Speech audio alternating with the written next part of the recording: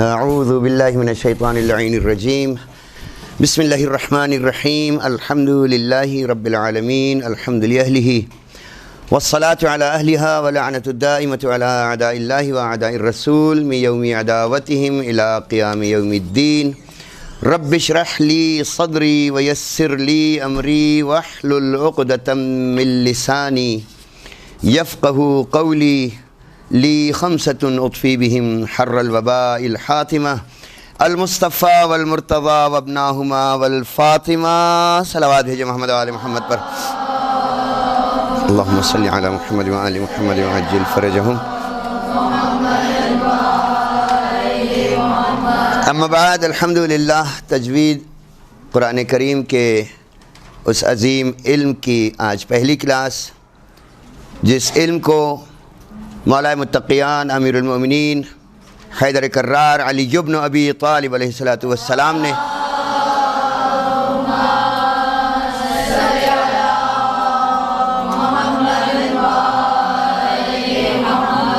اس قرآن کریم کو صحیح اور مکمل پڑھنے، سمجھنے اور اس پر عمل پیرا ہونے کے لیے، اور اپنے اس قول کو عامۃ المؤمنین تک، عامۃ الناس تک، ہر صاحب ایمان تک پہنچانے کے لیے ایراد فرمایا، دہرایا اور لکھوایا کہ جہاں آپ نے فرمایا کہ جب میں چاہتا ہوں اللہ مجھ سے باتیں کرے تو میں قرآن کریم پڑھتا ہوں۔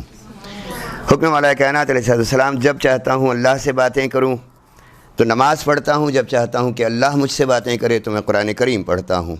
اور کبھی بھی ایسا ممکن نہیں ہے کہ کوئی فرد اپنے بعد کسی عظیم مشن کی تکمیل کے لیے کوئی کسی بھی فرد کو معین نہ کرے۔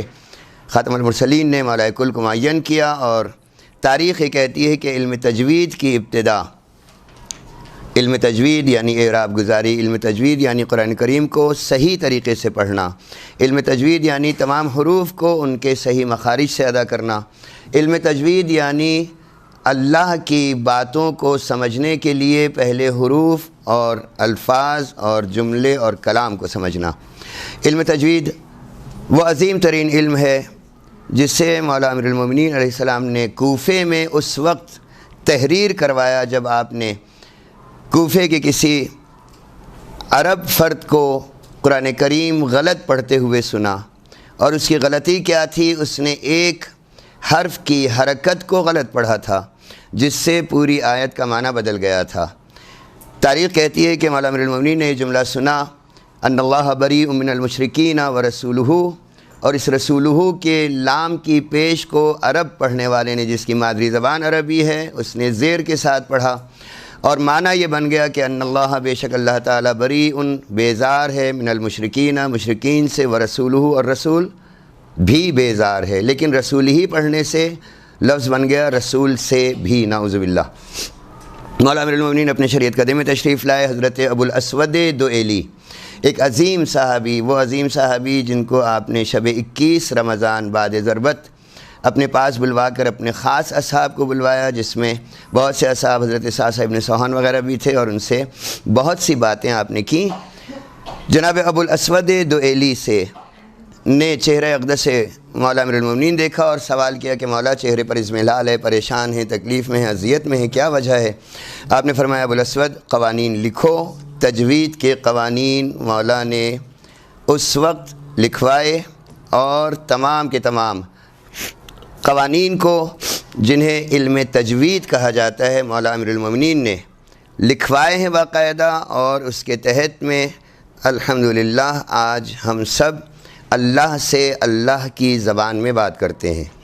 کیا ضرورت ہے نماز کو عربی میں پڑھنے کی؟ کیا ضرورت ہے دعا کو عربی میں کرنے کی؟ کیا ضرورت ہے دعا کو تلقین کو عربی میں پڑھنے کی؟ کیا ضرورت ہے کہ ہم وہ تمام خاص اوراد جنہیں اللہ نے ہم تک پہنچایا ہے انہیں ہم عربی میں پڑھیں؟ میں وائٹ بورڈ کے اوپر اس کے خاص پوائنٹس لکھ دوں گا تاکہ وہ آپ تک پہنچ جائے انشاءاللہ۔ ان تمام چیزوں کو مولا کائنات نے اس لیے لکھوایا کہ ہم اللہ سے اس کی زبان میں ہی بات کریں، اور اس کی زبان میں ہی نماز اور قرآن کو پڑھیں، تاکہ اصل معنی ادا ہوں۔ تجوید کا ظاہری معنی ہم تک پہنچا اور تجوید کی ابتدا کہاں سے ہوئی وہ ہم تک پہنچی۔ میں اس کے شذرات، اس کے خاص نکات کو وائٹ بورڈ پر لکھوں گا تاکہ وہ آپ لوگ اتار سکیں اپنے پاس، اور یہ ظاہراً کیسٹ بھی بن رہی ہے، آپ لوگ بعد میں اس کو سن بھی سکتے ہیں۔ حضرت ابوالاسود دؤیلی سے مولا کائنات نے جو قوانین لکھوائے ہیں ان میں سب سے پہلے عربی کے حروف، اس کے بعد ذہن انسان کے منہ کا حصہ ہونٹ سے لے کر اور حلق کے کوے تک، اور حلق کے کوے سے لے کر سینے کی ابتدا تک جتنے بھی انسانی جسم کے اعضاء ہیں جن سے حروف ادا ہوتے ہیں ان کو لکھوایا، اور ان حروف کے لیے آپ نے خاص نام معین فرمائے، اور یہ نام چونکہ اصطلاحات کہلاتے ہیں عربی کی تو ممکن ہے کہ یہ اصطلاحات ذہن نشین ہونا مشکل ہو، لہٰذا ہم اس کو دو طریقوں سے تجوید کو دہرائیں گے۔ ایک طریقہ بالکل سادہ، ہماری عام زندگی کے بہت سے ایسے واقعات ہیں، بہت سے ایسے الفاظ ہیں جن کے ذریعے سے ہم اس کو تجوید کو بآسانی سمجھ سکتے ہیں، اور اس کے بعد ہم اس کی اصطلاحات کو حاصل کریں گے تاکہ کل جب انشاءاللہ کسی مقام پر ہم تجوید کی کلاس دے رہے ہوں، علم تجوید دہرا رہے ہوں، تو ان اصطلاحات کو ہم دہرا کر واضح کر سکیں انشاءاللہ۔ اما بعد، علم تجوید بحث کرتا ہے حروف تہجی سے، اور علم تجوید پہنچاتا ہے حرف کی اصل ادائیگی تک تاکہ قرآن کریم کو صحیح طریقے سے پڑھا جا سکے۔ ہمیں معلوم ہے کہ ہمارے پاس عربی میں 28 حروف تہجی ہیں، اردو میں 32 حروف تہجی ہیں، سندھی میں 52 حروف تہجی ہیں، اور انگلش میں 28 الفابیٹس یا حروف تہجی ہیں۔ عربی زبان 28 حروف پر ہمارے پاس ہمارے منہ سے لے کر سینے کی ابتدا سے سینے کی انتہا تک مختلف طریقوں سے ادا ہو کر، میں ابھی لکھوا دیتا ہوں آپ کو، میں نے عرض کیا نا کہ میں خاص ساتھ چیزیں لکھ دوں گا، باقی بحث آپ کے ذہن میں آ جائے گی۔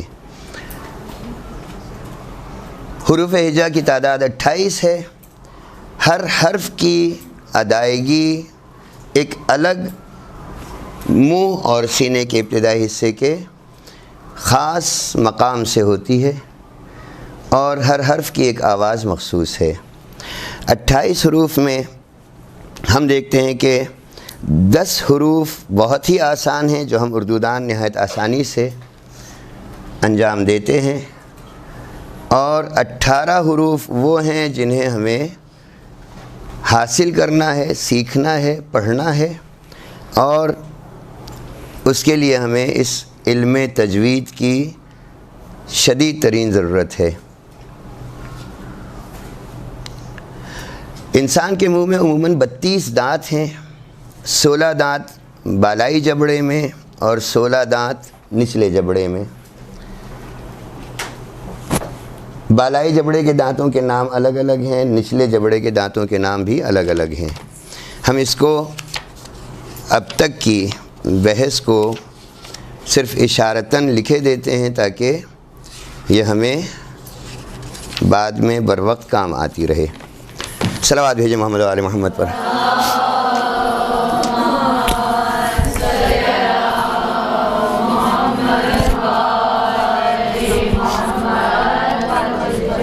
علم تجوید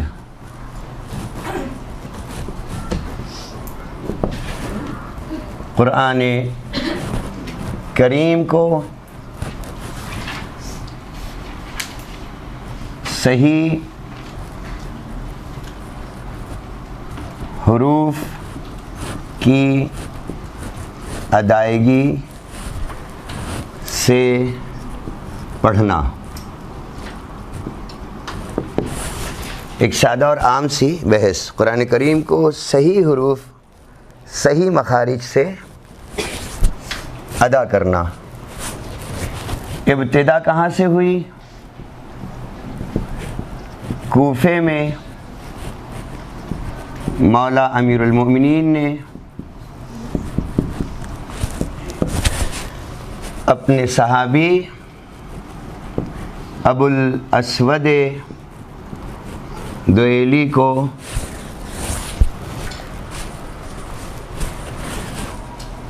قواعد تجوید تحریر کروائے۔ گزشتہ بحث سے خلاصہ،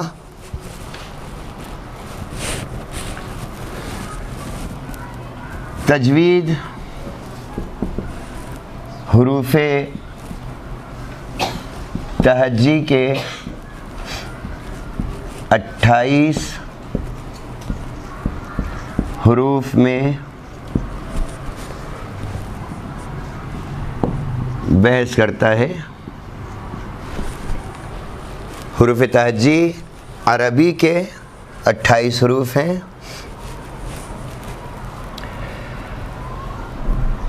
دس حروف سادہ اور آسان ہیں اردو دانوں کے لیے، اردو دان افراد کے لیے۔ 18 حروف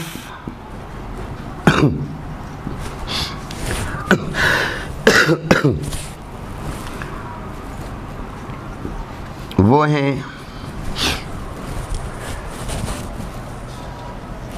جنہیں سمجھنے اور حاصل کرنے کا نام علم تجوید ہے۔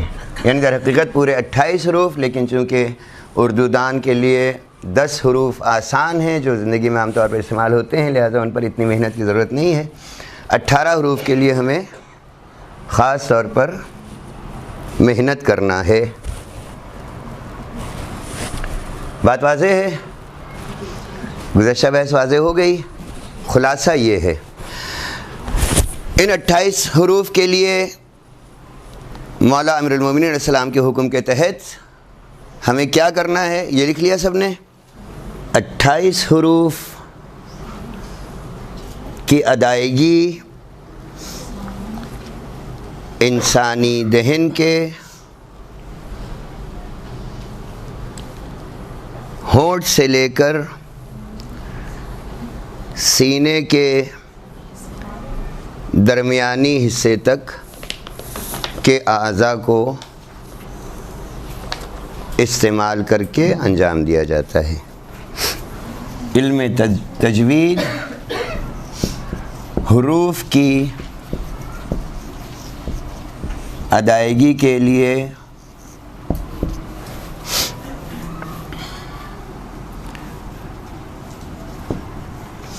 انسانی ہونٹ سے سینے کے درمیانی انتہا تک کو استعمال کرتا ہے۔ یعنی علم تجوید کے لیے ہمیں ہونٹ سے لے کر سینے کے درمیانی حصے تک کے کچھ اعضاء کو استعمال کرنا ہے۔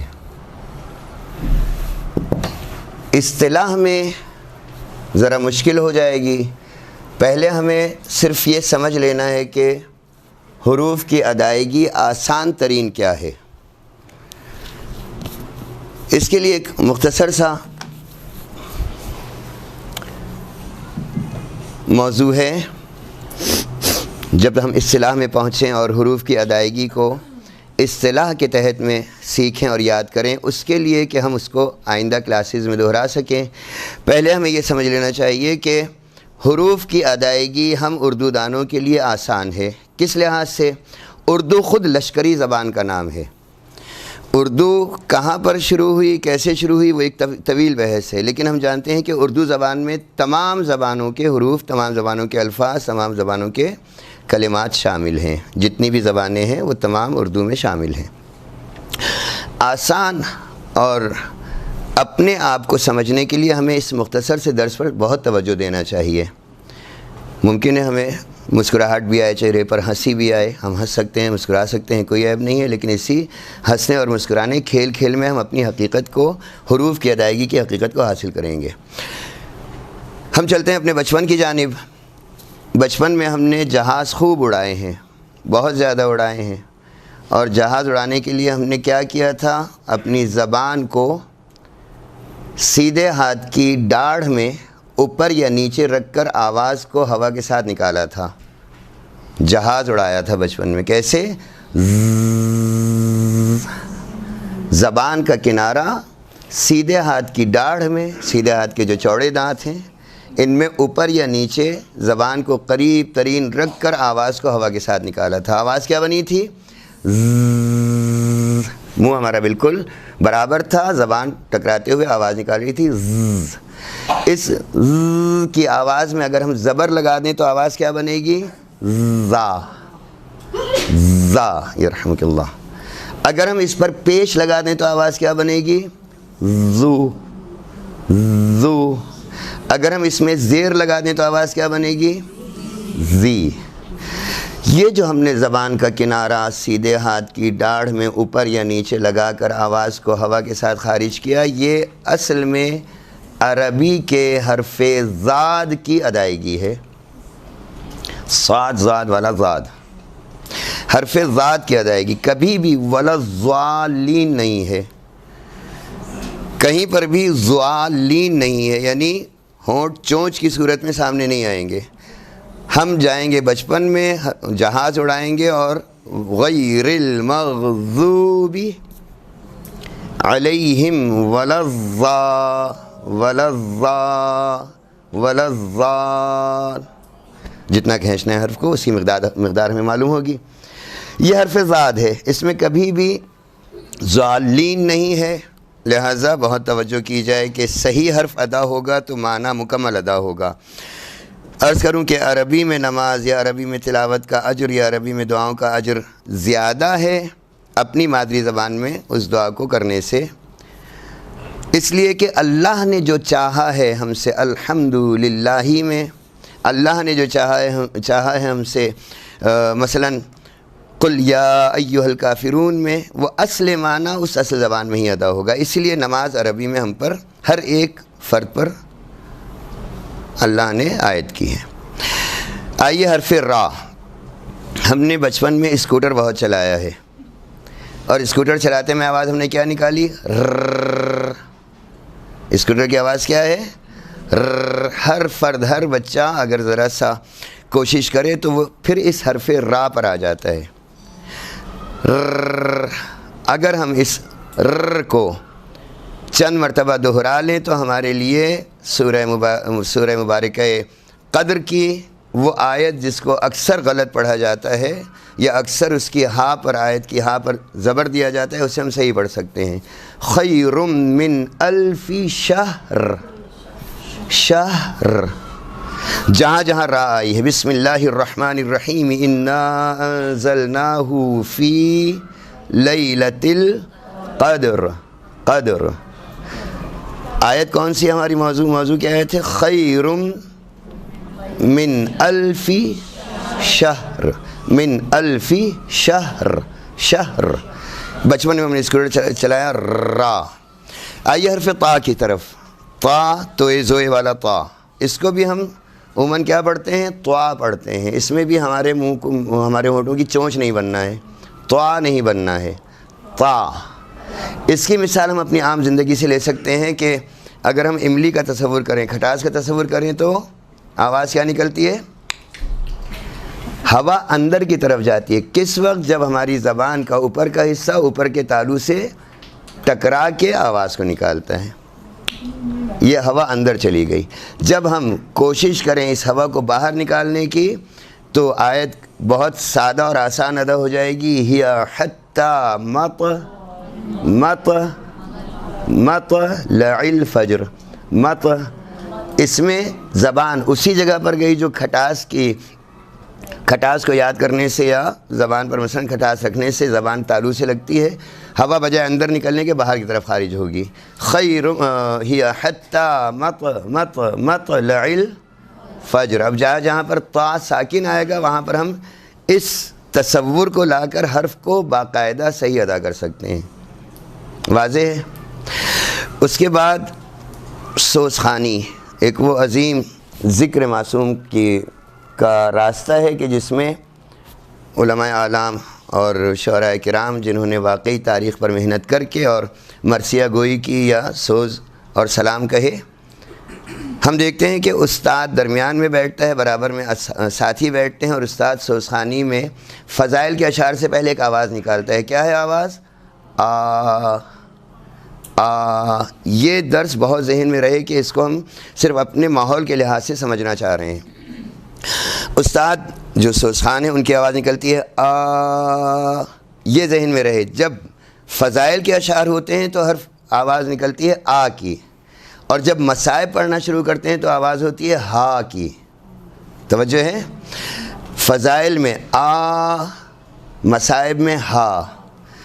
اب تصور کیجئے کہ سوزخان نے سوزخانی شروع کی اور ایک مثلا ریوالونگ فین تھا یا ہوا چلی اور مکھی یا مچھر حلق میں آ گیا، آواز کیا بنے گی؟ ہاں مسکراہٹ آئے، ہنسی آئے، لیکن درد سمجھ لیا جائے. آواز بنے گی حلق گاڑھا ہو جائے گا. اگر ہم اس پر ذرا سی توجہ کرتے ہیں، کوشش کرتے ہیں، تو ہمیں دو حروف حاصل ہو رہے ہیں. ایک خالص حمزہ جو زبر کے ساتھ ہے، خالص حمزہ ہے، حمزہ زبر حمزہ زبر خالص حمزہ کہاں نکل رہا ہے؟ مکھی یا مچھر حلق میں آ گیا تو یہ آواز گھوم جائے گی. جب ہم اس کے اوپر کوشش کریں گے تو یہ نماز میں دو جگہ ہمارے کام آئے گا، تلاوت میں بھی دو جگہ کام آئے گا، جہاں یہ دو حروف آئیں گے، حمزہ زبر کے ساتھ عین ساکن. پہلے سورہ کوثر میں انا احسنت انا اعطینا کل کوثر، اعطینا کل کوثر. پریکٹس چاہیے اس کے لیے، جتنی کوشش کریں گے اتنا فائدہ مند. سجدے میں سبحان ربی الاعلی، سبحان ربی الاعلی و بحمدہ کبھی بھی نہیں ہے. اللہم صلی علی مسلی نہیں ہے، اللہم صلی علی ذرا سے فاصلے کے ساتھ. جیسے سورہ حمد میں ہمیں معلوم ہوگا 7 مقامات ہیں جہاں پر ہمیں احتیاط رکھنا ہے سورہ حمد کی ادائیگی میں. اللہم صلی علی، مسلی نہیں ہے. اس طریقے سے سبحان ربی الاعلی و بحمدہ نہیں ہے، سبحان ربی الاعلی و بحمدہ. کتنے حروف ہو گئے ہمارے پاس؟ ضاد، را، طا، حمزہ، عین، یہ حروف ہو گئے. اب آ جائیے سوزخانی میں مصائب کی ابتدا سے پہلے استاد سوزخان کیا کرتے ہیں؟ ہا. یہ ہا سینے کی انتہا سے، حلق کی طرف سے سینے کی انتہا سے ہا، یہ دو چشمی ہے. الحمدللہ ہی، الحمدللہ ہی. واضح ہے؟ یہ ہا وہ خالص دو چشمی ہے یا لٹکنیاں ہے کہلاتی ہے. دو چشمی ہے یا لٹکنیاں ہے. کیا ہوا؟ یہ ہا کی آواز خالص عربی کا حرف ہا ہے جو ہم پڑھتے ہیں کہاں پر؟ بسم اللہ الرحمن الرحیم.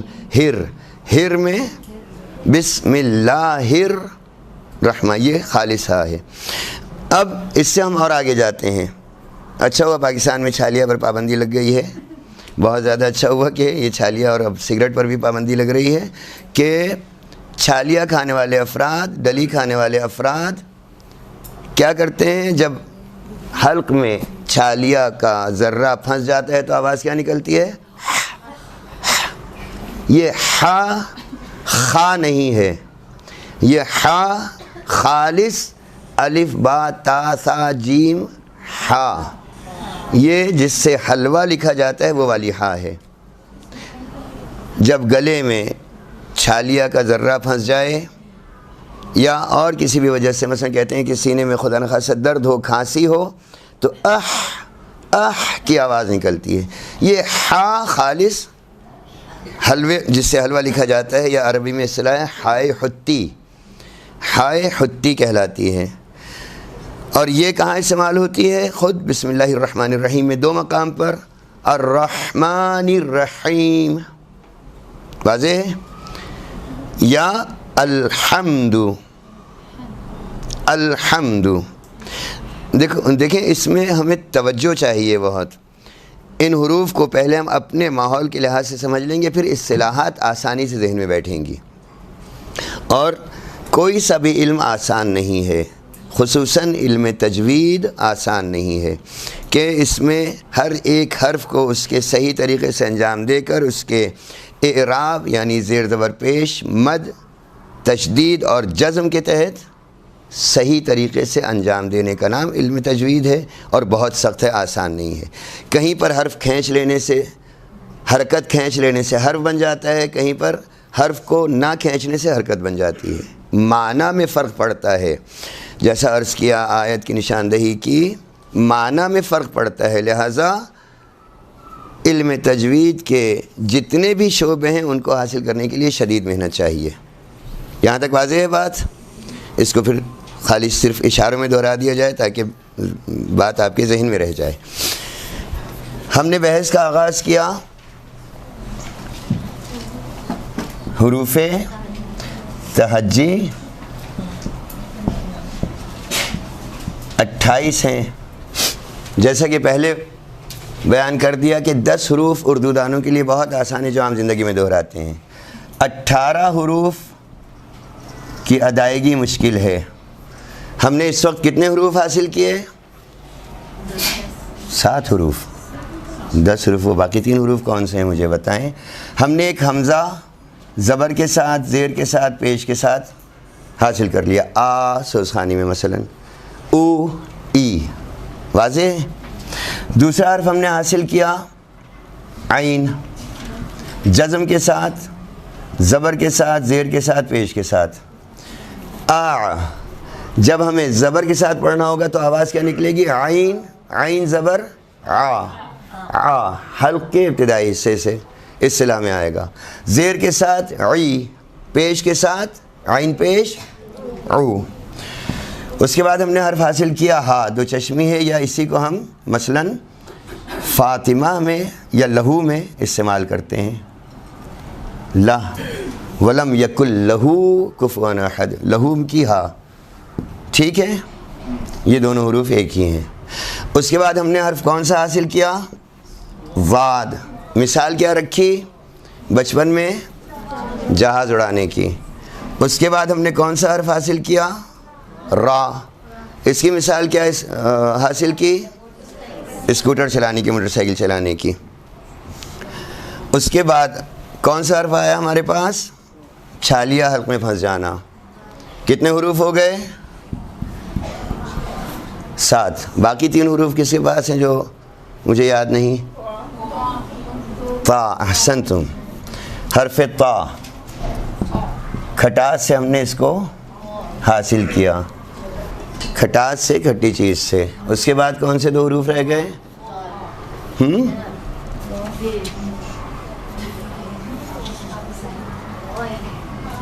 وہ حمزہ اور الف ایک ہی چیز کے 2 نام ہیں، ابھی واضح ہو جائیں گے. خوب. را آ گیا، ہا آ گیا، ہا آ گیا، دونوں ہی آ گئیں. ابھی قاف تک نہیں پہنچے ہم. خوب، یہ بات واضح ہو گئی. آسان ہے، 8 ہو گئی ہے. آسان ہے، واضح ہو گئی. اب ہم اصطلاح میں آئیں گے. حمزہ، عین، ہا، واد، را، ہا، طا. ہاں یہ 2 حروف لکھے ہیں نا ہم نے. 1 2 3 4 5 6 7 7 ہی ہیں. میں کہاں 8 پہ پہنچ گیا؟ ان 2 کو ایک الگ الگ شمار کر کے. خوب، یہاں تک بات واضح ہے. آئیے ہم سب سے پہلے ادائیگی کو حاصل کریں گے کہ عربی میں پڑھنا ہے تو حروف تہجی ہمیں عربی میں حاصل ہونا چاہیے. حروف تہجی عربی میں حاصل ہونا چاہیے۔ اردو کے حروف تہجی کتنے ہیں؟ 32۔ اور عربی کے حروف تہجی کتنے ہیں؟ اردو کی ادائیگی الگ ہے، عربی کی ادائیگی الگ ہے۔ عربی کو ہم نے مصروں کی صورت میں حاصل کرنا ہے۔ 7 حروف کو اگر ہم 4 مصروں کی صورت یاد کریں تو ہمیں اپنے بچپنے میں اچھے طریقے سے یاد ہے کہ ہم بابا بلیک شیپ، بیبی بیبی یس ماما کس طرز میں پڑھتے تھے۔ اب ہمیں 7 حروف کو ایک اسی طرز میں حاصل کرنا ہے مصرے کی صورت۔ الف با تا سا جیم ہا خا، کافی ہے، یہاں تک کافی ہے۔ پورے 28 حروف لکھ دیں گے، اس کو آپ کو خود یاد کرنا ہے۔ طرز میں یا نظم کی صورت میں ذہن انسانی جلدی قبول کرتا ہے حروف کو۔ ان کی ادائیگی الگ الگ ہے۔ الف با تا سا جیم ہا خا، اس کے بعد کیا ہے؟ دال ذال را زا سین شین صاد ضاد صاد ضاد طا ظا عین غین فا قاف لام میم نون واو ہا یا۔ کتنے حروف ہو گئے ہمارے پاس؟ 28۔ الف با تا سا جیم ہا خا، دال زال را زا سین شین صاد، ضا تا ظا عین غین فا قاف، کاف لام میم نون واو ہا یا۔ ایک حرف کم لکھا ہوا ہے یہاں پر۔ یہ 28 حروف ہیں، لکھے 29 جاتے ہیں۔ واو کے بعد ایک حمزہ بھی لکھا جاتا ہے، غلط ہے، اس لیے کہ اگر ہم الف پر زیر زبر یا پیش لگائیں تو یہی حمزہ کہلاتا ہے، اور حمزہ پر سے اعراب ہٹا دیں تو یہ الف کہلائے گا۔ واضح ہے؟ اس کے بعد یا عربی میں صرف چھوٹی یا ہے، بڑی یا کا تصور عربی میں نہیں ہے، مگر صرف ایک جگہ۔ وہ 7 قاری جنہوں نے حکم مولا کائنات کے تحت علم تجوید کو پڑھ کر آگے بڑھایا، اس میں ایک قاری ہیں جن کو ہم لوگ فالو کرتے ہیں، عاصم کوفی۔ عاصم کوفی، یا ان کو عاصم کوفی بھی لکھا گیا، بڑا نام ہے، اس خالی پہچان ان کی اسی طریقے سے، اسی نام سے عاصم کوفی۔ ان کے شاگرد تھے عاصم کوفی، وہ فرد ہیں جنہوں نے مولا کائنات علیہ السلام کے تمام قوانین کو پڑھ کر اور اجرا کیا، جاری کیا، اور اس کے اوپر آگے بڑھے، اور اس کے بعد ان کے پہنچائے ہوئے علم کو ان کے شاگرد نے ہم تک پہنچایا۔ یعنی اس وقت کی جتنی بھی علم تجوید کی کتب ہیں اس میں عاصم کوفی کو فالو کیا جا رہا ہے، اور عاصم کوفی کے بتائے ہوئے قوانین کو ہم آپ پڑھ رہے ہیں۔ 28 حروف عاصم کوفی کے ایک شاگرد جنہوں نے بڑی یا کو پورے قرآن میں ایک جگہ استعمال کیا ہے، حضرت نوح علیہ السلام کی کشتی جب پانی پر ابھری ہے تو حضرت نوح علیہ السلام نے 2 دعائیں کی ہیں۔ ایک وہ دعا جو عموماً ہم پڑھتے ہیں ہر سفر میں سواری پر سوار ہو کر، کیا کہتے ہیں؟ سبحان الذی سخر لنا ھذا سے آخر تک۔ دوسری دعا کیا ہے جو حضرت موسیٰ علیہ السلام نے کی، حضرت نوح علیہ السلام نے کی؟ بسم اللہ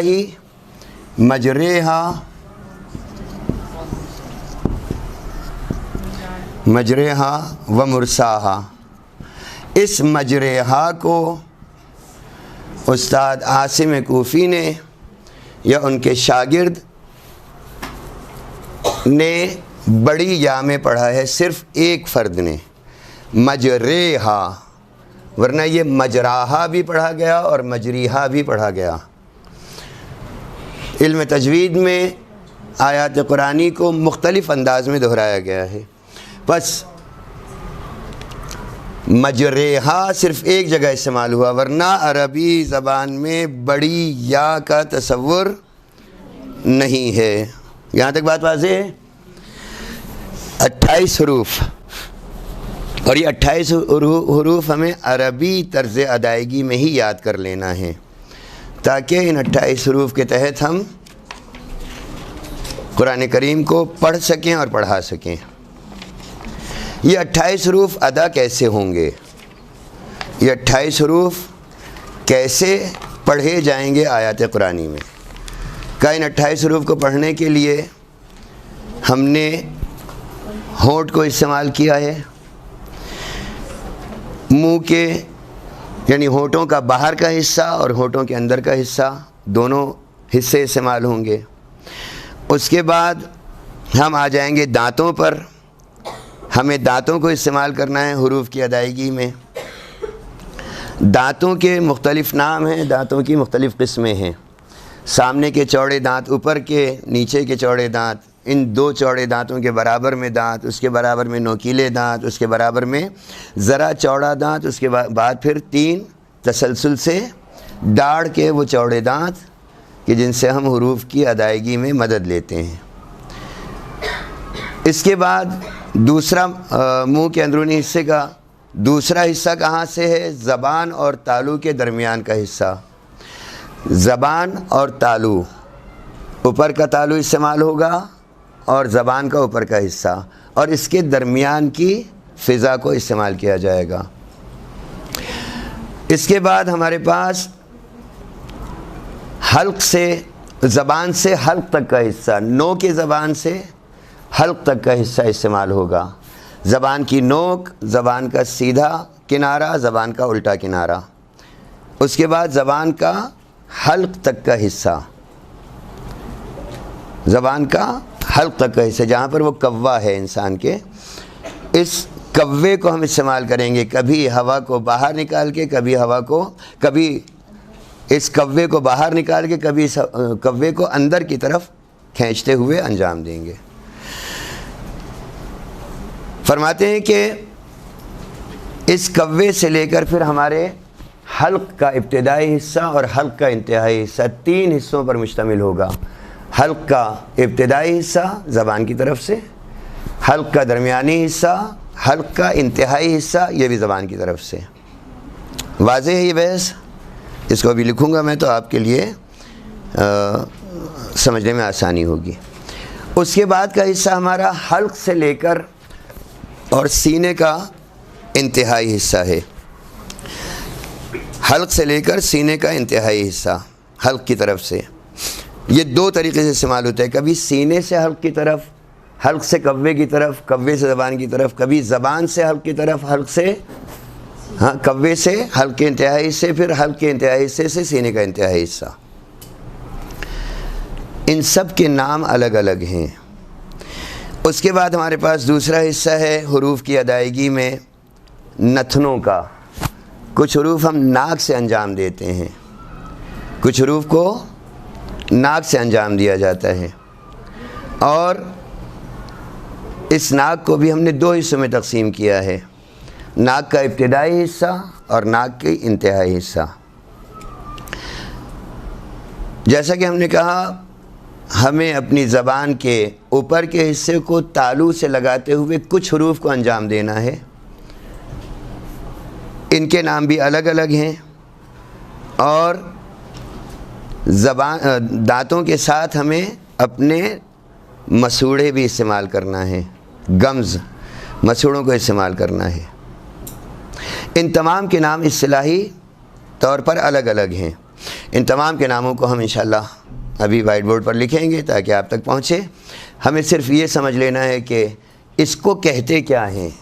کہتے ہیں یہ ہونٹ سے لے کر سینے کے انتہائی حصے تک کے اعضاء جو حرف کی ادائیگی میں استعمال ہو رہے ہیں ان کو کہتے ہیں اعضائے صوت۔ اعضائے صوت یعنی آواز نکالنے کے عضو، مختلف عضو ہیں، اور یہ ہمارے ہونٹ سے لے کر سینے کے انتہائی حصے کو شامل کرتے ہوئے نتھنے کا انتہائی حصہ اور نتھنے کا ابتدائی حصہ۔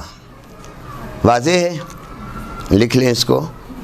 اعضائے صوت، علم تجوید میں سب سے زیادہ ضروری چیز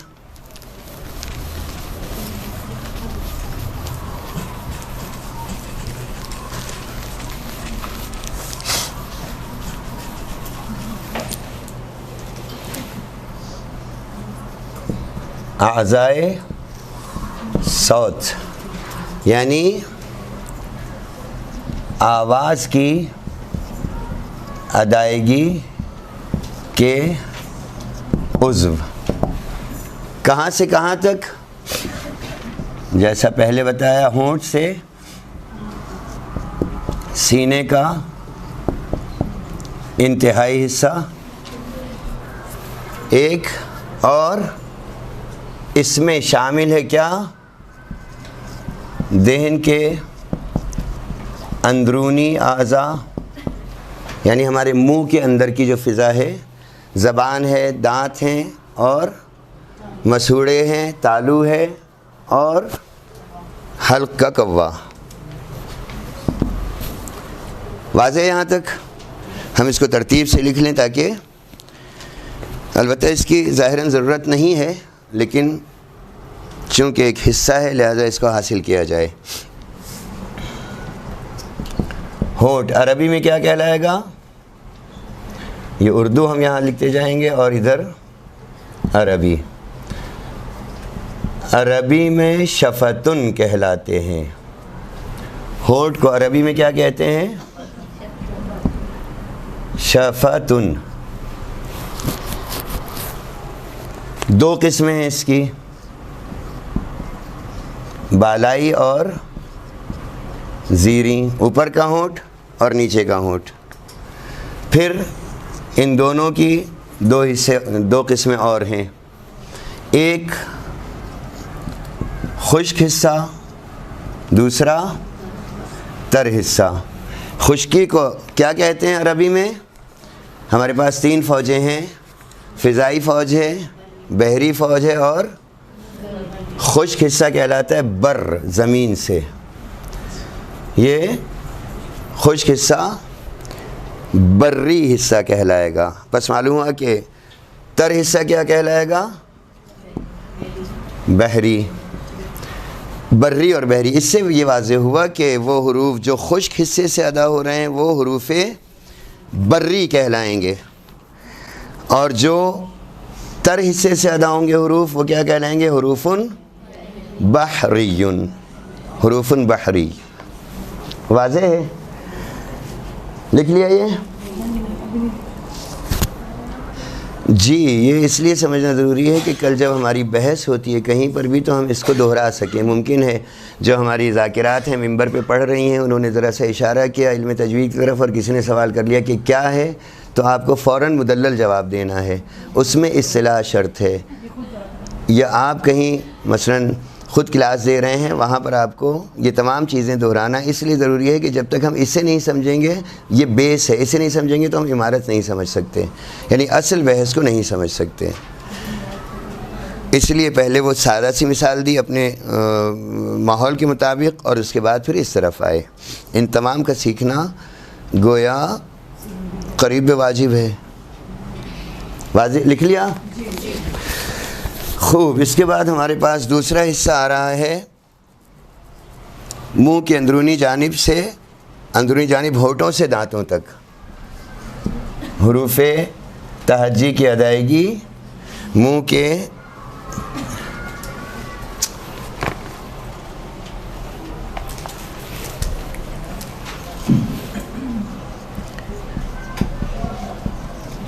اندرونی جانب سے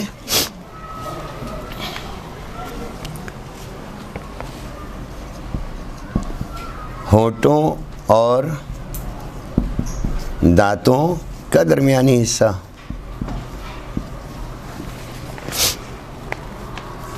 یا منہ کی اندرونی جانب ہونٹوں سے دانتوں تک کا حصہ. پھر آ جائے گا زبان اور تالو کے درمیان حلق کے شروع تک. زبان اور تالو کے درمیان سے حلق کے شروع تک، حلق کے آغاز تک.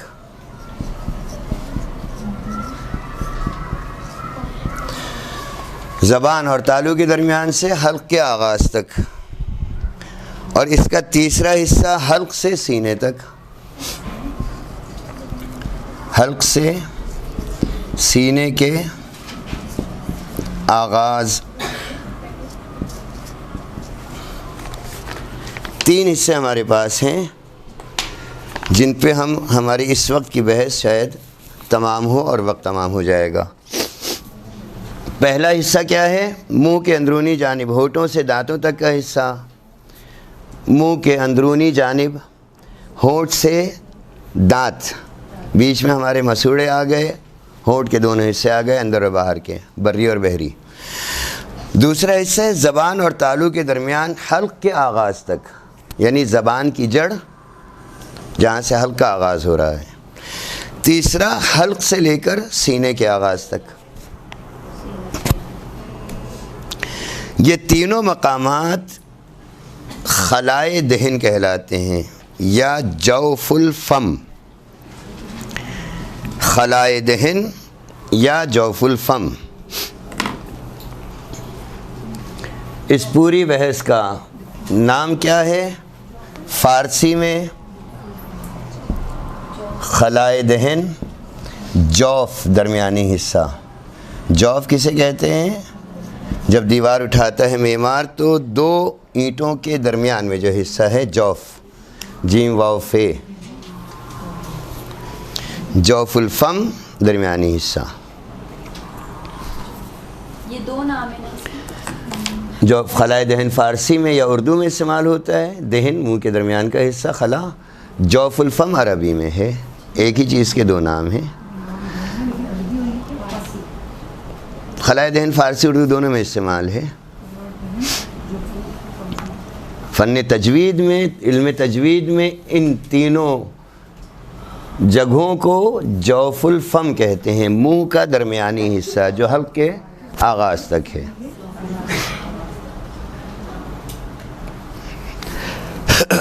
واضح ہے؟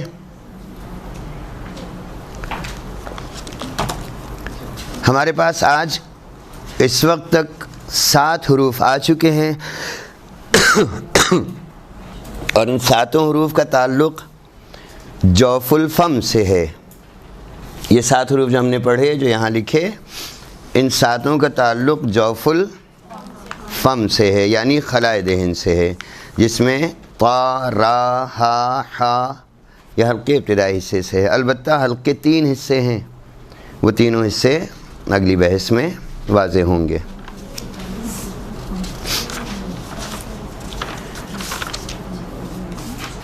علم تجوید کی آج کی بحث کا دوسرا حصہ ذرا سخت ہے، ذہن میں رہے. دہن انسانی میں عموماً 32 دانت ہیں. عام طور پر 32 دانت ہیں، جس میں سے آدھے دانت اوپر کے جبڑے میں ہیں، آدھے دانت نیچے کے جبڑے میں ہیں. یعنی 16 دانت ہمیں اوپر کے حصے میں ملیں گے اور 16 ہی دانت نچلے حصے میں ہیں. ان دانتوں کے ذریعے سے ہم بہت سے حروف ادا کرتے ہیں. ان دانتوں کے ذریعے سے ہم بہت سے حروف بے حکم مولا کائنات علیہ السلام ادا کرتے ہیں. ان دانتوں کے نام الگ الگ ہیں. سامنے کے دونوں چوڑے دانت ثنایا کہلاتے ہیں. سے، نون، الف، یہ الف، ثنایا. چونکہ اوپر کے ہیں تو اوپر کا حصہ اعلیٰ، معلیٰ یا علیا، ثنایا علیا کہلاتے ہیں سامنے کے دونوں دانت. اس کے برابر میں، سامنے کے دونوں دانتوں کے برابر والے جو دانت ہیں، یہ دونوں دانت رباعیات کہلاتے ہیں. رباعیہ، رباعیہ رباع سے ہے 4. اس کے بعد ہمیں نوکیلے دانت ملتے ہیں، دونوں طرف ایک ایک دانت نوکیلا ہے۔ یہ ناب انیاب یا تیر سے ہے، ناب، اسے کچلی بھی کہتے ہیں۔ کبھی جو ہے ہمیں کوئی چیز کاٹنا ہوتی ہے پلاسٹک وغیرہ تو ہم عموماً اس دانت سے کچل دیتے ہیں۔ رباعیہ، ابھی میں لکھوں گا اس کو دوبارہ یہاں پر آپ لوگوں کی کاپی کے لیے، آپ لوگوں کے لکھنے کے لیے، یہ سمجھانے کے لیے پہلے دہرا دیتا ہوں تاکہ وہ واضح رہے کہ اب کہاں پہنچ رہے ہیں ہم۔ رباعیہ، رے بے الف عین یہ ہے۔ اس کے بعد ناب، ناب انیاب سے ہے، تیر یعنی نوک، کچلی، یہ نوکیلے دانت ہیں۔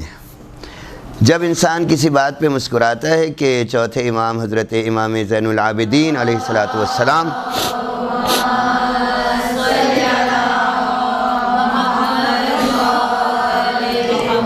کی شان اقدس میں کہنے والے شاعر نے کہا یغزی حیاء و یغزا من محابتہ فلا یکلم الا حین یبتسم، کہ آنے والا فرد امام کی ہیبت اور امام کے اس عظیم درجے کی بنا پر ان کے سامنے ایک گویا گھبرایا ہوا خوفزدہ فرد ہوتا تھا، لیکن جب امام مسکراتے تھے تو اس کا خوف ختم ہو جاتا تھا۔ مسکرانے میں جہاں تک کہ دانت واضح ہوتے ہیں، ایک ہے ہنسنا، ایک ہے قہقہہ لگانا جو شان انسانیت کے مخالف ہے، زور سے ہنسنا ہا ہا ہا کر کے، یہ انسانی شان کے بالکل مخالف ہے۔ ہنسنا جس کے اندر آواز نکلتی چلی جا رہی ہے اور اطراف میں کھڑے افراد بھی بلا وجہ ہنسنے لگتے ہیں، یہ بھی شان انسان کے مخالف ہے۔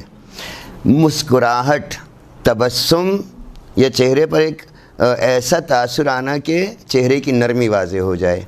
امام علیہ السلام کی خدمت میں آنے والے افراد بالکل باادب بیٹھتے تھے، جب امام گفتگو فرماتے تھے تو صرف مسکراتے تھے، اور 9 ربیع الاول کو بھی امام کے چہرے پر صرف تبسم آیا تھا، کوئی انہوں نے قہقہے نہیں لگائے تھے، کوئی انہوں نے نعوذ باللہ کوئی ایسا عمل نہیں کیا تھا جو شان انسانیت کے خلاف ہوتا۔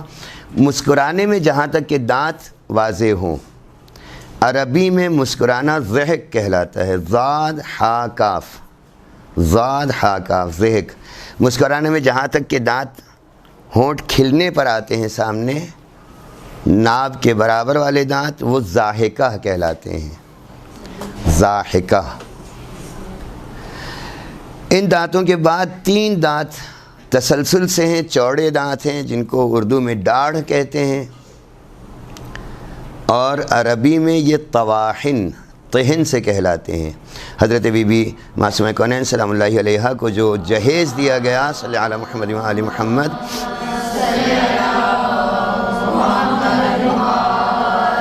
اس جہیز میں اللہ کے نبی نے ایک چکی دی، اور چکی کیا کرتی ہے؟ طحن، اس لیے آٹے کو طحین کہتے ہیں، طا حا یا نون، طحن، پیس دینے والا، یعنی کسی بھی چیز کو ذرے سے بھی پاؤڈر کی شکل میں لے آنے والا۔ یہ تینوں دانت، دونوں طرف کے 3 دانت، اوپر اور نیچے کے 6 دانت، یہ طواحن کہلاتے ہیں، تا واو حمزہ، تا واو الف ہا نون، طواحن۔ اس کے بعد آخری جس کو ہم کہتے ہیں عقل ڈاڑھ، یہ عقل ڈاڑھ عربی میں ناجز کہلاتی ہے۔ جب ہم بحث کریں گے علم تجوید میں اپنی تمام اصطلاحات کے ساتھ تو ہم یہ اردو کے نام نہیں لیں گے، تمام عربی میں کہیں طواحن سے یہ ہوتا ہے، نواجز سے یہ ہوتا ہے، مثلا زواحق سے یہ ہوتا ہے، یہ حرف ادا ہوتا ہے، اس طریقے سے ہماری بحث آگے بڑھے گی۔ ان 5 دانتوں کو ضاحکہ سے لے کر نواجز تک، یہ 5 دانت، ادھر کے 5 ادھر کے، اوپر اور نیچے کے 20، یہ 5 ملا کر اذراس کہلاتے ہیں۔ واضح ہے؟ دانتوں کے ہمارے پاس خاص نام ہیں، اور ہماری تجوید کی بحث انہی ناموں کے ذریعے پہچانی جائے گی۔ دہن انسانی میں کل کتنے دانت ہیں؟ 32۔ اوپر کتنے؟ 16۔ نچلے جبڑے میں 16۔ سامنے کے دونوں دانت ثنایا، اوپر کے ہوں تو علیا، نیچے کے ہوں تو اسفل، ثنایا اسفل یا ثنایا سفلا، ثنایا علیا۔ اس کے برابر میں کون سے دانت ہیں؟ کیا نام ہے؟ رباعیہ. 32 دانت. ٹھیک ہے، 16 اوپر 16 نیچے، علیا سفلا. سامنے کے دو یعنی اوپر اور نیچے کے نسبتاً چوڑے دانت. کیا نام رکھا ہے ان کا؟ ثنایا علیا پلس سفلا. دونوں کو سمجھتے جائیں ساتھ. اوپر کے ہوں تو علیا کہلائیں گے، نیچے کے ہو تو سفلا کہلائیں گے. ثنایا سفلا. اس کے بعد کے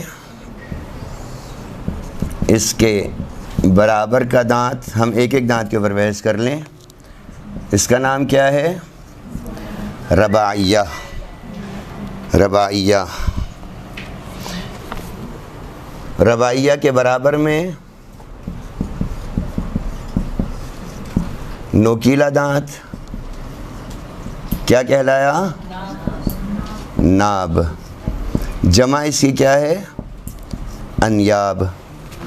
ناب کی جمع انیاب ہے.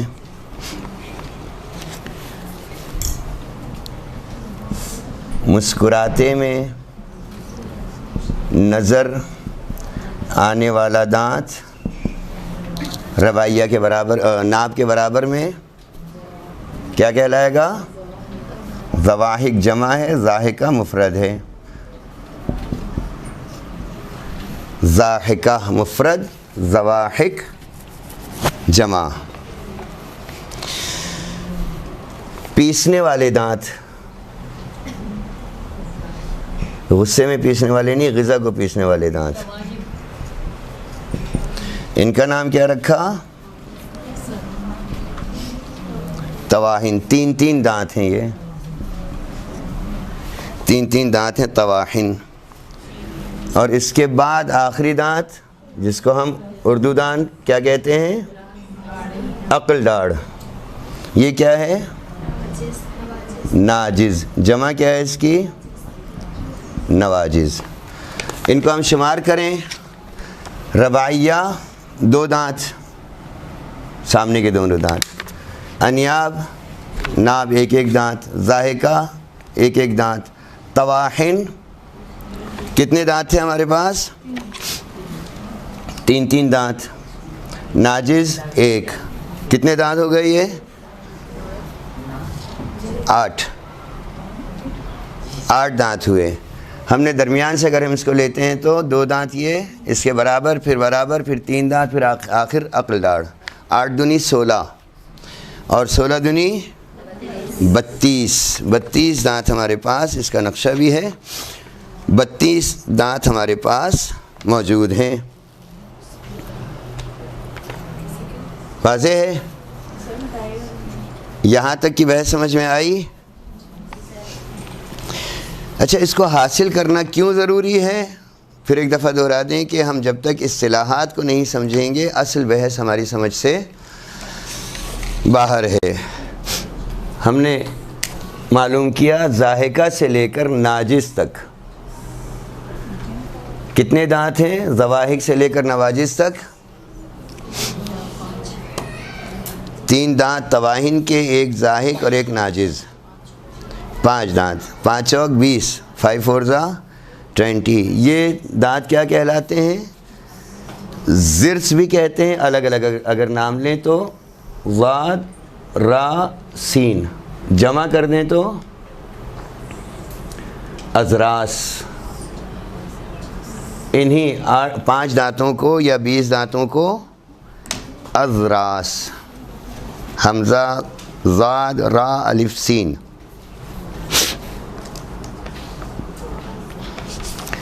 یعنی جو دانت اردو میں ڈاڑھ کہلاتے ہیں وہ عربی میں اضراس کہلاتے ہیں.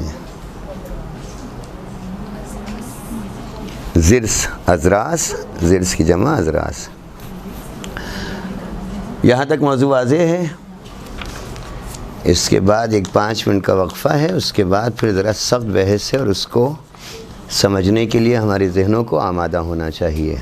یہ ہمارے پاس 32 دانت ہیں اور یہ نام ان کے اس لیے دہرائے گئے ہیں کہ اب ہماری اگلی بحث جو آئے گی وہ ممکن ہے اردو میں بھی ہم دہراتے رہیں تاکہ سمجھنے میں آسانی رہے، ورنہ اصل بحث ہماری اسی اصطلاحی زبان میں ہونا ہے۔ اصل بحث جتنی بھی ہوگی وہ اس اصطلاحی زبان میں ہوگی۔ تواہن سے ہم ان حروف کو استعمال کرتے ہیں، ادا کرتے ہیں، مثلا ثنایا علیہ سے یہ ہے، مثلا عربی کے اور جو جملے ہمارے بعد میں آنے والے ہیں، ہم صرف اصطلاح میں بحث کریں گے تاکہ کم وقت میں زیادہ حاصل کر سکیں۔ البتہ دوڑ نہیں ہے، کسی کو ہرانا نہیں ہے، خود اپنے علم کے لیے سمجھنا ہے۔ یہ ذہن میں رہے کہ جب بھی ہم کوئی بھی عمل کریں اگر اسے اپنی عاقبت سنوارنے کے لیے حاصل کریں تو وہ ہمیں کامیاب کرے گا۔ دوسروں کو سنانے کے لیے، پڑھانے کے لیے اگر ہم اس علم کو استعمال کریں تو ہمیں کبھی بھی کامیابی نہیں ملے گی۔ وصلی اللہ علی سیدنا محمد وآلہ الطاہرین۔ صلوات بھیجیں محمد وآلہ محمد۔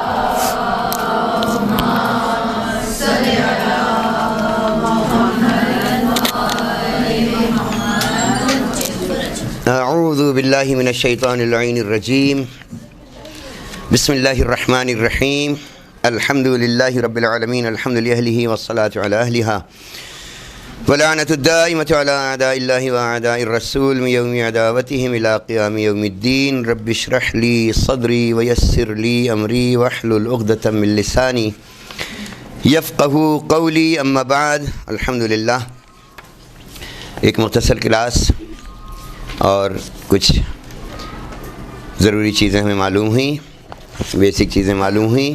وقت کم ہے اور اس کے بعد علم جو ہے وہ مسلسل ہے، بہت ہے، لہٰذا ہم ذرا تیزی سے آگے بڑھیں گے اور خاص چیزوں کو وائٹ بورڈ پر لکھ کر آپ تک پہنچاتے رہیں گے۔ ہمیں معلوم ہے کہ علم تجوید بحث کرتا ہے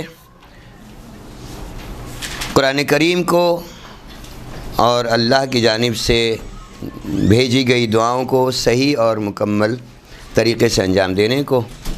فن تجوید میں حرف اس آواز کا نام ہے جس کا اعتماد کسی مخرج پر ہو، یعنی انسانی دہن سے ادا ہونے والا حرف کسی مخرج جو معین ہو یا غیر معین مخرج یا غیر معین مخرج پر ٹک جاتا ہو حرف،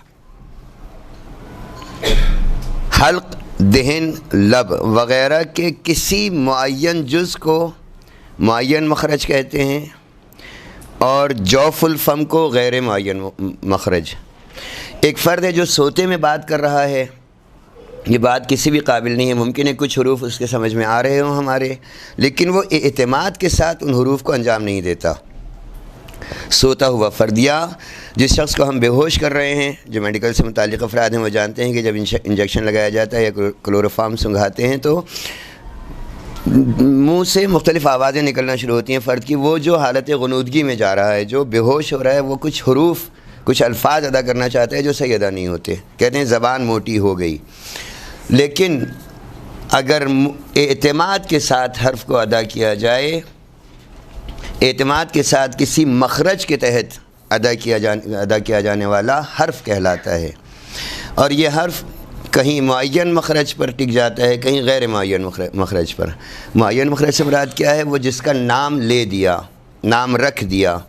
اور غیر معین مخرج کیا ہے؟ بہت سے حروف ایسے ہیں کہ جو ہم اس کے اصل مخرج سے ادا نہیں کر پاتے، لیکن دوسری طرف سے وہی حرف صحیح ادا ہو رہا ہوتا ہے۔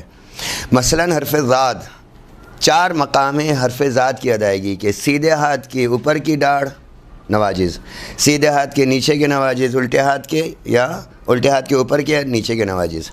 انجام دینے والے یہاں تک کرتے ہیں کہ زبان کو پھیلا کے دونوں کناروں سے حرف ذات کو دونوں طرف سے بیک وقت انجام دے دیتے ہیں۔ یہ غیر معین مخرج ہے۔ استعمال کیا ہوتا ہے اس حرف کی ادائیگی میں؟ حلق استعمال ہوتا ہے، دہن استعمال ہوتا ہے اور لب استعمال ہوتے ہیں۔ حرف ادائیگی کے لیے محتاج ہے حلق کا، حلق ہو یا دہن ہو یا لب ہوں۔ جب تک یہ معین نہیں ہوں گے حرف کی ادائیگی، صحیح ادائیگی ممکن نہیں ہے۔ کبھی ایسا ہوتا ہے کہ صحیح حرف بھی ادا ہو جاتا ہے۔ ہمیں معلوم ہوا کہ عربی میں حروف تہجی 28 ہیں، اور ان کی تعداد 28 ہونے کے ساتھ ہر حرف کی الگ الگ مخصوص آواز ہے۔ حمزہ کبھی بھی عین نہیں ہو سکتا، دو چشمی ہا کبھی بھی ہائے حتی نہیں ہو سکتا، تائے معجم کبھی بھی طا نہیں ہو سکتا، صاد، سین، ثا تینوں کے مخارج الگ ہیں، طا، تا دونوں کے مخارج الگ ہیں، ہا، ہا دونوں کے مخارج الگ ہیں۔ بس ان حروف کی تعداد 28 ہے، اور اس کو مولا امیر المومنین علیہ السلام نے مختلف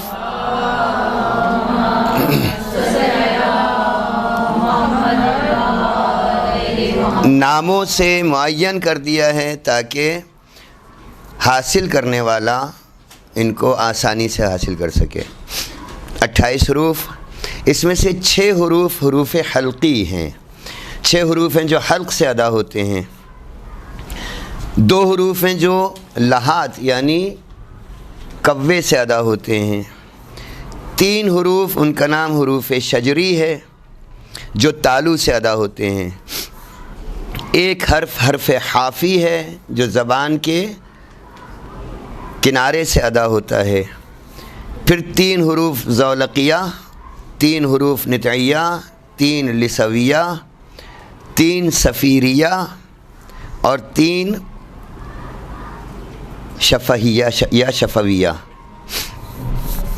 حلقی حروف کون سے حروف ہیں؟ فرماتے ہیں حرف حلقی 6 بود ای نور عین، حمزہ ہاؤ، ہاؤ، خاؤ، عین و غین۔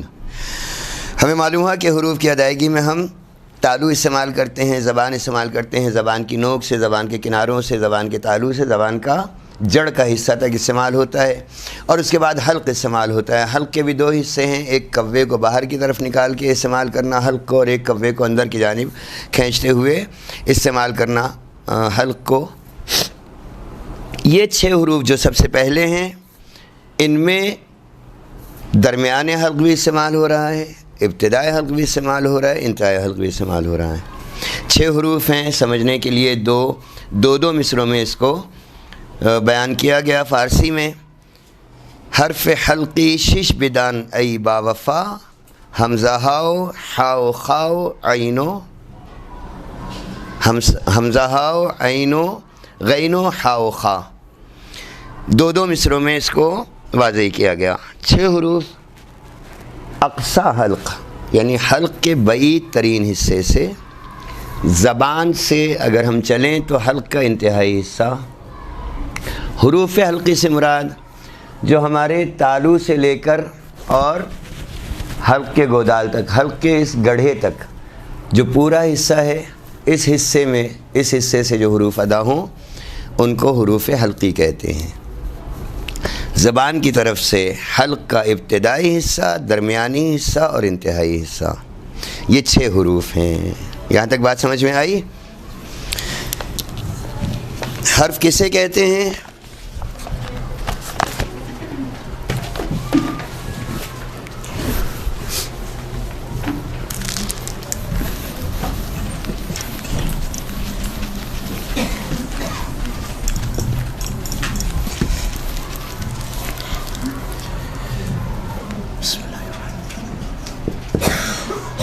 حرف کی تعریف ہمیں بتائی کہ وہ آواز جو اعتماد کے ساتھ معین یا غیر معین مخرج سے ادا ہو۔ حرف کیا ہے؟ وہ آواز جو با اعتماد، مرضی سے، اختیار سے، معینہ یا غیر معینہ مخرج سے ادا ہو، معین یا غیر معین مخرج سے ادا ہو۔ اچھا، معین مخرج کیا ہے؟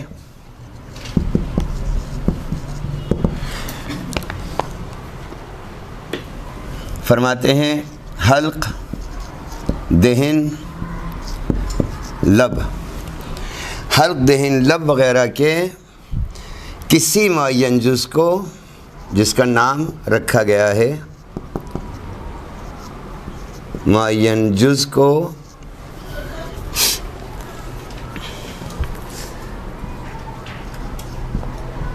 معین مخرج اور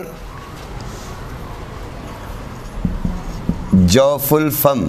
اب سمجھنے کی چیز ہے، میں نے کہا کہ ہمارا یہ دوسرا جو دورہ ہوگا یہ ذرا مشکل ہے کہ جو ہم دہرا چکے ہیں اسی لحاظ سے اصطلاحی بحث میں چلیں گے. جوف الفم ذہن میں رہنا چاہیے. کسے کہا تھا ہم نے؟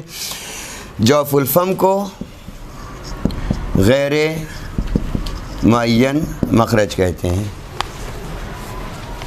حرف وہ آواز جو اعتماد کے ساتھ معین یا غیر معین مخرج سے ادا ہو جائے. معین مخرج حلق، دہن، لب وغیرہ کے کسی معین جز کو معین مخرج کہتے ہیں، اور جوف الفم پورے کا پورا حصہ غیر معین ہے. دوسری بحث ہے ہماری 28 حروف میں سے 6 حروف حروف حلقی.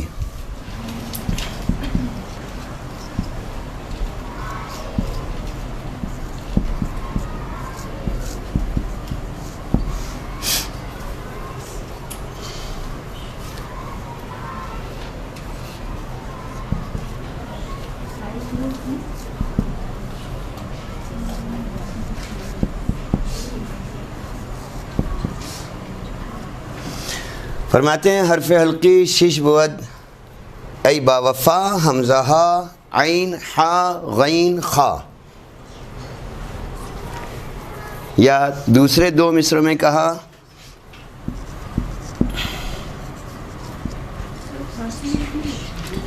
یہ بیٹا سمجھ لیجئے تو بہتر ہے.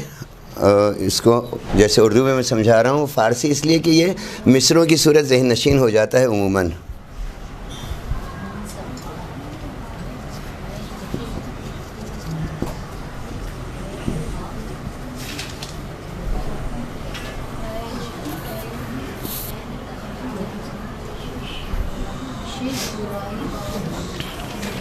حرف حلقی 6 بود ای با وفا یا 6 بدان ای با وفا، حمزہ ہا، عین، حا، غین، خا. یہ سمجھنے کے لیے 6 کے 6 حروف ایک ہی مصرے میں. حمزہ ہا، عین، حا، غین، خا. غین اور خا کے بیچ میں پیپو لگائیے. حمزہ ایک حرف ہے، ہاں ایک حرف ہے، عین ایک حرف ہے، حا ایک حرف ہے، غین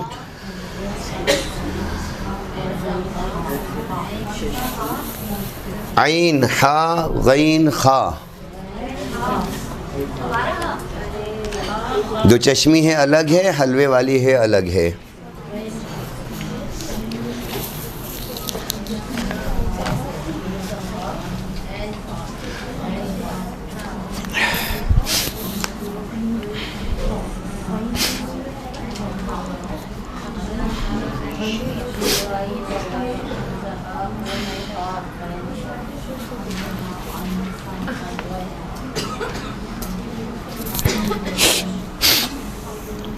لکھ لیا؟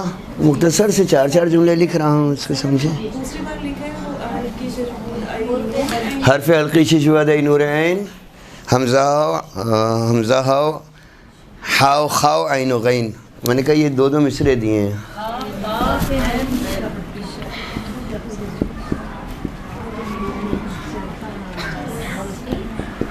حرف حلقی 6 بود ای نور عین، حمزہ ہاؤ، حاؤ، خاؤ، عین و غین.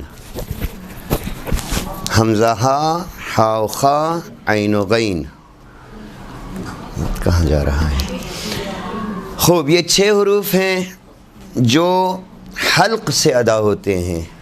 اب حلق کے 3 حصے ہیں. یہ لکھ لی بحث؟ 3 حصے ہیں حلق کے. زبان کی طرف سے حلق کا ابتدائی حصہ، زبان کی طرف سے حلق کا درمیانی حصہ، زبان کی طرف سے حلق کا انتہائی حصہ. درمیانی حصہ وہ کراس ٹائپ جو ہمارے اگر ہاتھ رکھیں تو ہمیں ہاتھ پہ محسوس ہوتا ہے، جہاں سے جانور کو ذبح کیا جاتا ہے. جانور کو ذبح کرنے کے لیے درمیان حلق سے جہاں پر گھاؤ ہے، جہاں پر ذرا سا گڑھا سا ہے یا کراس ٹائپ ہمیں محسوس ہوتا ہے ہاتھ پہ، مقام ذبح، زبان کی طرف سے ابتدائی حصہ، زبان کی طرف سے درمیانی حصہ، زبان کی طرف سے حلق کا انتہائی حصہ۔ فرماتے ہیں کہ زبان کی طرف سے حلق کے انتہائی حصے سے 2 حروف ادا ہوتے ہیں، آ ہا، سوسخانی والی حمزہ اور سوسخانی والی ہا، یعنی 2 چشمی ہے۔ ہا اور آ یہ وہ 2 حروف ہیں جن کو ہم زیر زبر پیش کے ساتھ استعمال کریں تو یہ ادائیگی الگ الگ ہوگی۔ حمزہ زبر آ، حمزہ زبر آ بالکل سادہ، حمزہ پیش او، حمزہ زیر ای، حمزہ پیش او کبھی بھی نہیں ہوگا، حمزہ زیر اے کبھی بھی نہیں ہوگا عربی میں، اردو میں ہو سکتا ہے۔ حمزہ پیش او، حمزہ زیر ای، حمزہ زبر آ۔ اسی طریقے سے 2 چشمی ہے یا لٹکنیاں ہے، للہ والی ہے، بسم اللہ والی ہا، ہا زبر ہا، ہا زیر ہی، ہا پیش ہو۔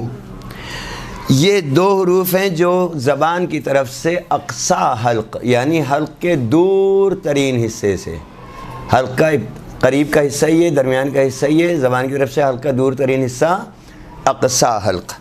فرماتے ہیں عین اور ہا، اگر ہم توجہ رکھیں تو جیسا ہم نے کہا کہ آ، یہ عین کی آواز جو نکل رہی ہے اس پر ہم توجہ کریں، یا ہا، ہا کہتے ہیں یہ وسط حلق سے ادا ہونے والے 2 حروف ہیں، درمیانی حلق سے حلق کے درمیانی حصے سے ادا ہونے والے 2 حروف عین اور ہا۔ الحمد، الحمد، انا اعطینا، سبحان ربی الاعلی، دونوں حروف ہمیں مل رہے ہیں۔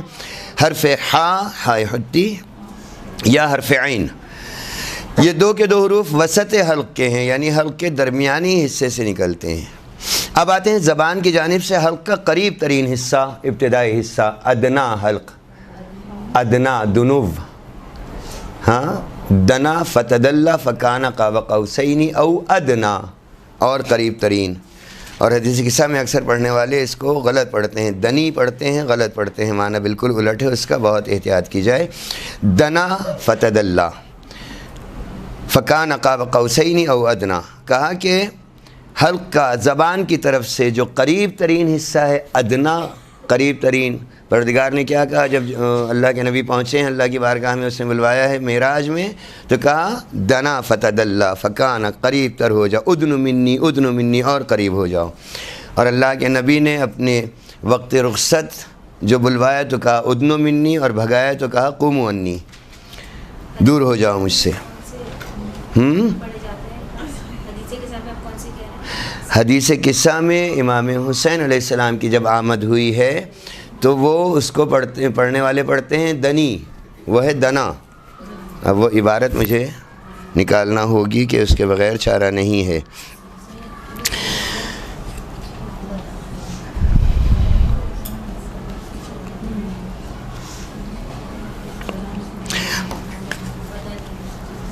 کہا فقلت نعم ان جدک واخاک تحت الکسا فدنا الحسین نحو الکسا، دنا اس کو پڑھنے والے اکثر پڑھتے ہیں فدنی، نعوذ باللہ، فدنی الحسین، دنی یعنی گرا ہوا، پست، برا۔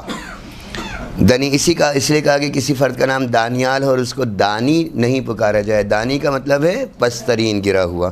اس کو پڑھتے ہیں اخاک ان جدک واخاک تحت الکسائی فدنا الحسین، دنا یہ ہے ادنا۔ دانا لکھ کر دکھائیں۔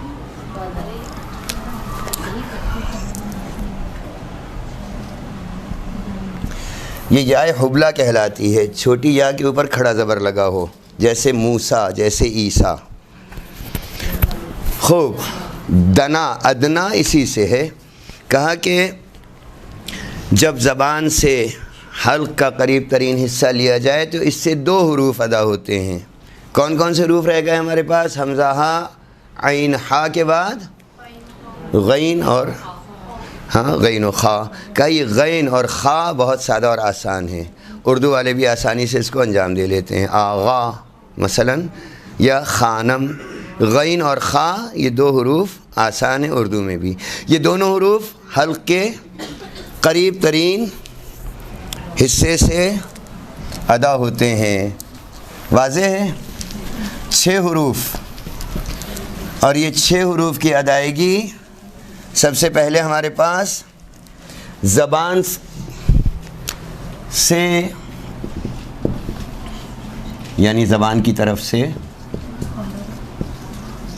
حلق کا بعید ترین یعنی اقصا حلق۔ اقصا کہاں قرآن میں استعمال ہوا ہے؟ جب اللہ کے نبی معراج پہ گئے ہیں۔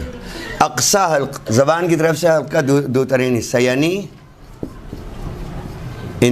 انتہائی حلق، حلق کی انتہا کہاں پر ہو رہی ہے؟ یہ حلق کا تیسرا حصہ، پہلا حصہ، درمیانی حصہ، تیسرا حصہ۔ کون کون سے حروف ہمیں ملے حلق کے انتہائی حصے سے؟ حمزہ اور ہا، یہ 2 حروف ہمیں ملے ہیں حلق کے انتہائی، زبان کی طرف سے حلق کا بعید ترین حصہ، دور ترین حصہ، اقصا حلق۔ دوسرا حصہ ہمارے پاس ہے زبان کی طرف سے حلق کا درمیانی حصہ، عربی میں کیا کہا ہے اس کو؟ وسط حلق، وسط درمیانی، اوسط وسط اسی سے ہے۔ درمیانی حصے سے ہمیں کون سے حروف ملے؟ کہاں ہو تم لوگ؟ ہا اور خا۔ اس کے بعد رہ گیا زبان کی طرف سے حلق کا قریب ترین حصہ، یعنی بحث ہماری کہاں پر تھی؟ ادنا حلق پہ۔ ادنا حلق کون سے حروف رہ گئے؟ 2، عین اور غین۔ دہرایا ہے اس کو، ذرا توجہ رکھیں اس کے اوپر۔ یہ 6 حروف حرف حلقی شش بدان ای، حرف حلقی شش بود ای نور عین، حمزہ ہاؤ، ہاؤ خاؤ، عین و غین۔ اب سمجھ میں آیا؟ حمزہ اور ہا کیا ہے؟ حلق کا انتہائی حصہ۔ ہا اور خا کیا ہے؟ حلق کا درمیانی حصہ۔ عین و غین کیا ہے؟ زبان کی طرف سے حلق کا قریب ترین حصہ۔ مصرے سمجھ میں آ گئے؟ اب وجہ سمجھ میں آ گئی شعر کیوں لکھا؟ اس لیے لکھا کہ آسان ہو جائے۔ اگر کوئی کہے کہ یہ 6 حروف جو حلق کے ہیں، اور آگے اس کی اور بھی سخت ترین بحث ہے، یہ 6 حروف جو حلقی ہیں ان کی ادائیگی کیسے ہے، حلق کے کون سے حصے سے ہے، تو ہم اس مصرے کے تحت حمزہ ہاؤ، ہاؤ خاؤ، عین و غین ذہن میں لا کر کہیں گے زبان کی طرف سے حلق کا انتہائی حصہ پہلے 2 حروف حمزہ اور ہا، زبان کی طرف سے حلق کا درمیانی حصہ درمیانی 2 حروف ہا اور خا، زبان کی طرف سے حلق کا ادنا ترین حصہ عین اور غین۔ واضح ہے یہ؟ ان حروف کا نام کیا ہے؟ ان حروف کا نام کیا ہے؟ بہت آسان ہے، اب تو سمجھ میں آنا چاہیے۔ ان حروف کو کہتے ہیں حروف الحلقیہ۔ فارسی میں تو کہہ ہی رہا ہوں، اردو میں تو کہہ رہا ہوں حروف حلقی، حرف حلقی۔ حروف الحلقیہ، ادنا حلق، وسط حلق اور اقصا حلق۔ یہ حروف 6 ہیں حروف حلقی۔ یہ حلق کے 3 حصوں سے ادا ہوتے ہیں، اور زبان سے اگر ہم چلیں تو حلق کے ابتدائی، درمیانی اور انتہائی حصے سے ادا ہونے والے۔ جب ہم زبان کی انتہا پر پہنچتے ہیں تو ہمیں ملتا ہے کوا، اردو میں کہلاتا ہے کوا، عربی میں کہتے ہیں لہات، لام 2 چشمی ہے، الف اور گولتے۔ کتاب یسرنا القرآن اگر ہم میں سے کسی نے نہیں پڑھا تو میرے نزدیک نہایت ضروری ہے کہ یسرنا القرآن کا ایک دورہ ضرور کیا جائے۔ یسرنا القرآن یعنی ہمارا آسان قرآن، یسرنا القرآن کا ایک دورہ ضرور کیا جائے۔ الف با تا سا سے لے کر اور آخری صفحے تک جو آیات ہیں درمیان میں جتنے بھی دروس ہیں اور اس کی جو بھی تفصیل اوپر دی گئی ہے ان تمام کو ضرور پڑھا جائے کہ وہ بہترین بیسک کتاب ہے قرآن کریم کے علم تجوید کو سمجھنے کے لیے۔ کتاب کا نام کیا ہے؟ یسرنا القرآن، عموماً ہمیں میسر ہے یہاں پر۔ کوے کا حرف، کوے کے حرف، کوے کے حروف، کوے کو عربی میں کوے کو تو غراب کہتے ہیں، لیکن اس حلق کے کوے کو لحاد کہتے ہیں۔ اصطلاح میں، علم تجوید کی اصطلاح میں حلق کے کوے کو لحاد کہتے ہیں، ورنہ اصل کوا جو ہے اس کو کیا کہتے ہیں؟ قرآن پڑھنے والے بتائیں، اصل کوا جو یہ کہاں کہیں کرتا پھرتا ہے اس کو کیا کہتے ہیں؟ ایک آواز آئی، کیا کہتے ہیں اسے؟ غراب۔ انسان کا بہترین مددگار مردہ جسم کو زمین میں دفنانے کے لیے جب حضرت حابیل کا جسم لیے گھومتا رہا قابیل، دنیا کا پہلا قتل، پتہ نہیں تھا کہ اسے کیا کرے، تو اللہ نے 2 کووں کو بھیجا، ان کی لڑائی ہوئی، ایک نے دوسرے کو مارا، چونچ سے زمین کھودی اور اس کو دفنایا۔ تو قابیل ملعون نے کہا کہ میری عقل اس پرندے جیسی بھی نہیں کہ اپنے بھائی کو مار کر اور پھر میں اس کو دفنا دیتا۔ تو اسے پشیمانی ہوئی۔ کربلا میں وہ کیسے کافر تھے جن کو اتنی پشیمانی بھی نہیں ہوئی کہ زہرا کا لال بے گور و کفن کربلا میں۔ عربی میں، علم تجوید میں، فن تجوید میں حلق کے کوے کو لحاد کہتے ہیں۔ لام 2 چشمی ہے، الف اور گولتے۔ اس لحاد سے 2 حروف ادا ہوتے ہیں۔ اس کوے سے جو حلق تالو کی جڑ میں ہے، تالو کے آخری حصے میں ہے، حلق میں ہے، اس کوے سے 2 حروف ادا ہوتے ہیں۔ حرف قاف، قاف معجم یعنی جس پر 2 نقطے لگے ہوں، اور حرف کاف، کاف مرکز جس پہ ڈنڈی لگی ہو۔ قاف اور کاف یہ 2 حروف ہیں جو زبان کی جڑ یعنی ہونٹوں کی جانب سے زبان کے آخری حصے اقصی لسان کو جب ہم کوے سے متصل تالو کی جڑ سے ٹکرائیں، بحث مشکل ہو گئی نا، جب ہم زبان کی جڑ پر نکلے ہوئے گوشت کے لوتھڑے جسے کوا کہتے ہیں اس کو تالو کی جڑ جہاں پر تالو ختم ہو رہا ہے، اوپر کا تالو، اس سے ٹکرائیں تو حرف قاف، قاف قاف، اس کی ادائیگی میں ہمیں محسوس ہوتا ہے کہ یہ ہمارا کوا جو ہے وہ باہر کی طرف آ گیا، لحاد باہر کی طرف آ گیا، قاف۔ اور جب زبان کا یہ حصہ جو جڑ سے متصل ہی منہ کی جانب ہے تالو کے مقابل حصے سے ٹکرائے تو کاف۔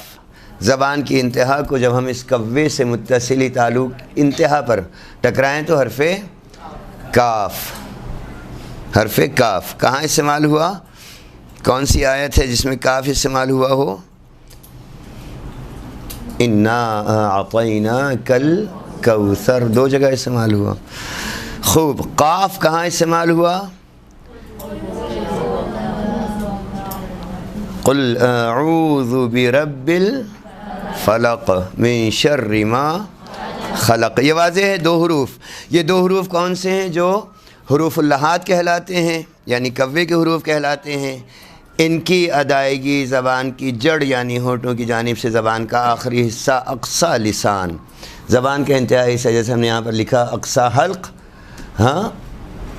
زبان کا انتہائی حصہ، حلق کا انتہائی حصہ اقصی حلق۔ زبان کو عربی میں کیا کہتے ہیں؟ لسان، اقصی لسان۔ لسان کی انتہا، زبان کی جڑ کو جب ہم تالو کے آخری حصے سے ٹکرائیں تو حرف قاف کی آواز پیدا ہوتی ہے، لیکن جب زبان کا وہ حصہ جو جڑ سے متصل ہی منہ کی جانب ذرا آگے کی جانب ہے تالو کے مقابل حصے سے ٹکرائے یعنی اسی کوے سے ٹکرائے، حلق زبان کا انتہائی حصہ کوے سے ٹکرائے تو ہمیں یہ کاف میں بالکل سیدھا یا اندر کی طرف دبتا ہوا یہ کوا محسوس ہوتا ہے۔ قاف میں آگے جا رہا ہے، کاف میں اندر جا رہا ہے۔ کاف باریک ہے، قاف موٹا ہے۔ واضح ہے؟ یہ عبارت لکھ لی ہے۔ کتنے حروف ہو گئے آج؟ اب تک ٹائم لگے گا سمجھنے میں. خوب دیکھیے،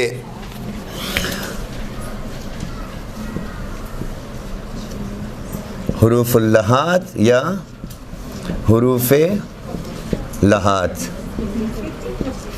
کوے کے حروف کون کون سے ہیں؟ حرف قاف اور حرف کاف. قاف اور کاف ادائیگی کیا ہے؟ اقصی حلق سمجھ میں آئے گا؟ اب اقصی حلق سمجھ میں آ گیا؟ اب اقصی حلق کسے کہا تھا ہم نے؟ زبان کی طرف سے حلق کا انتہائی حصہ. اقصی حلق سمجھ میں آیا تھا؟ یہاں پر اقصی لسان ہے. اقصی لسان، زبان کو عربی میں کیا کہتے ہیں؟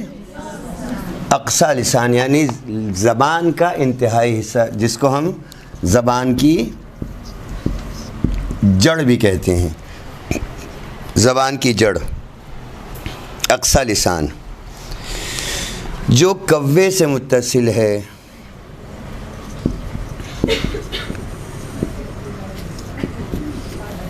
کوے سے متصل ہے، بالکل کوے کے ساتھ زبان کی جڑ.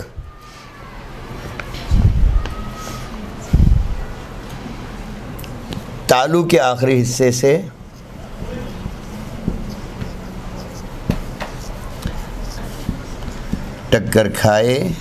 ٹکرائے تو حرف قاف پیدا ہوتا ہے.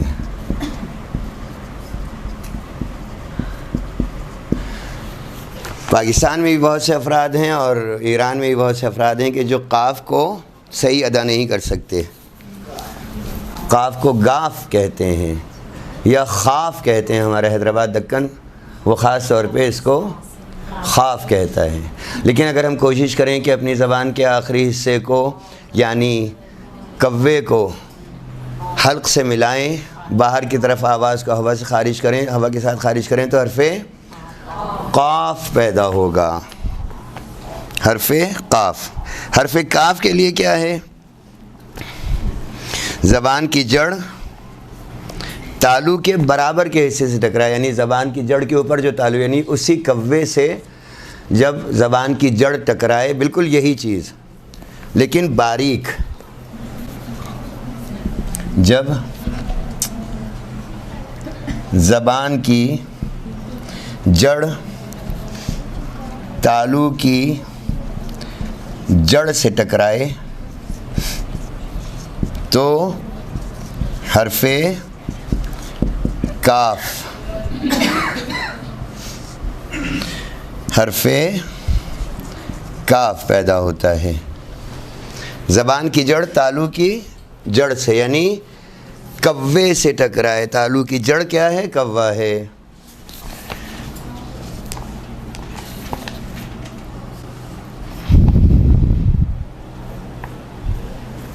واضح ہے؟ یہ سب کی سمجھ میں آ رہا ہے؟ سب کی سمجھ میں آ رہا ہے؟ جب زبان کی جڑ تالو کی جڑ یعنی کوے سے ٹکرائے. تالو کی جڑ میں کیا ہے؟ کوا ہے، گوشت کا لوتھڑا ہے جس کو عربی میں لحات کہتے ہیں. جب زبان کی جڑ یعنی اقصی لسان لحات سے ٹکرائے تو قاف پیدا ہوگا، اور جب اقصی لسان پھر لحات سے ٹکرائے لیکن باریک تو اس سے حرف کاف پیدا ہوگا. دونوں کی ادائیگی میں سمجھنے کے لیے ہم کہہ رہے ہیں کہ قاف موٹا ادا ہوتا ہے، کاف باریک ادا ہوتا ہے. چونکہ کوے کو لحات کہتے ہیں، کوے کو لحات کہتے ہیں، لہذا یہ حروف لحات کہلاتے ہیں. یہ حروف کیا کہلاتے ہیں؟ حروف لحات. کوا لحات اور یہ حروف دونوں قاف اور کاف حروف لحات کہلاتے ہیں. یا اس کو الحرفان اللہویان بھی کہا، اور بھی مشکل ہو جائے گا، ہم اپنے موضوع پر رہیں۔ ہمارے پاس 6 حروف حروف حلقی تھے، 2 حروف حروف لہوی یا حروف لہات، اس کے بعد ہمارے پاس ایک حرف ہے حرف حافی۔ حرف حافی سے پہلے ہم 3 حروف کو سمجھ لیں۔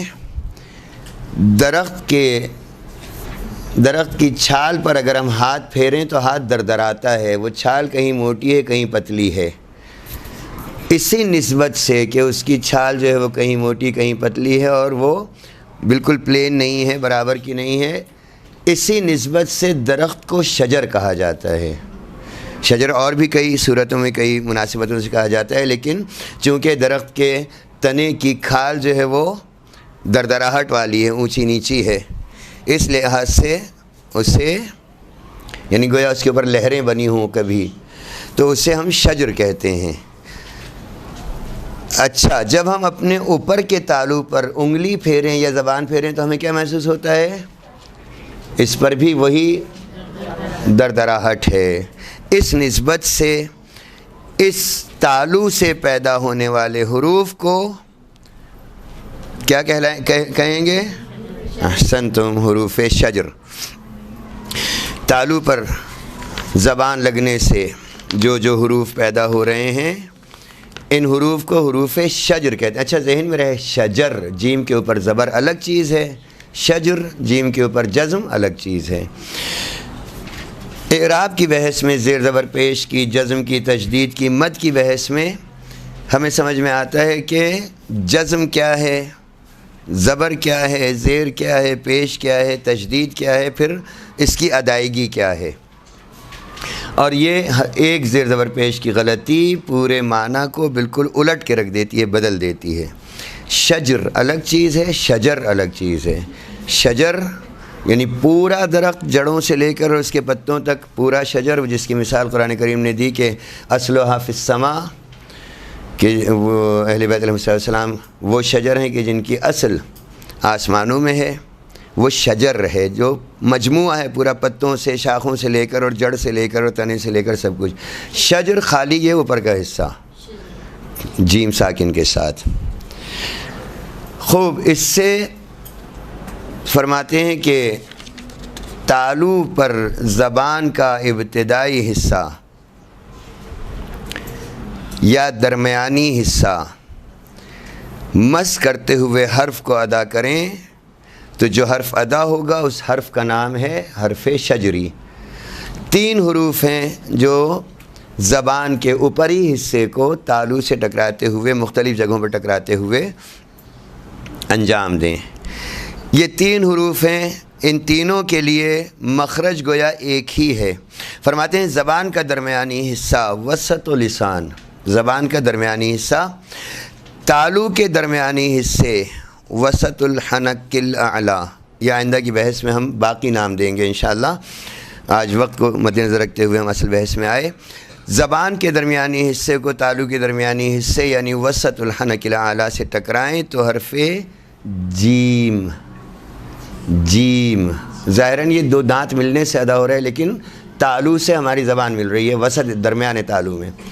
جیم کہاں استعمال ہوا؟ کہاں استعمال ہوا؟ جیم کہاں استعمال ہوگا؟ آیت میں کوئی مثال دیجئے۔ اذا جاء، ماشاءاللہ، رجیم، احسنت، ٹھیک ہے۔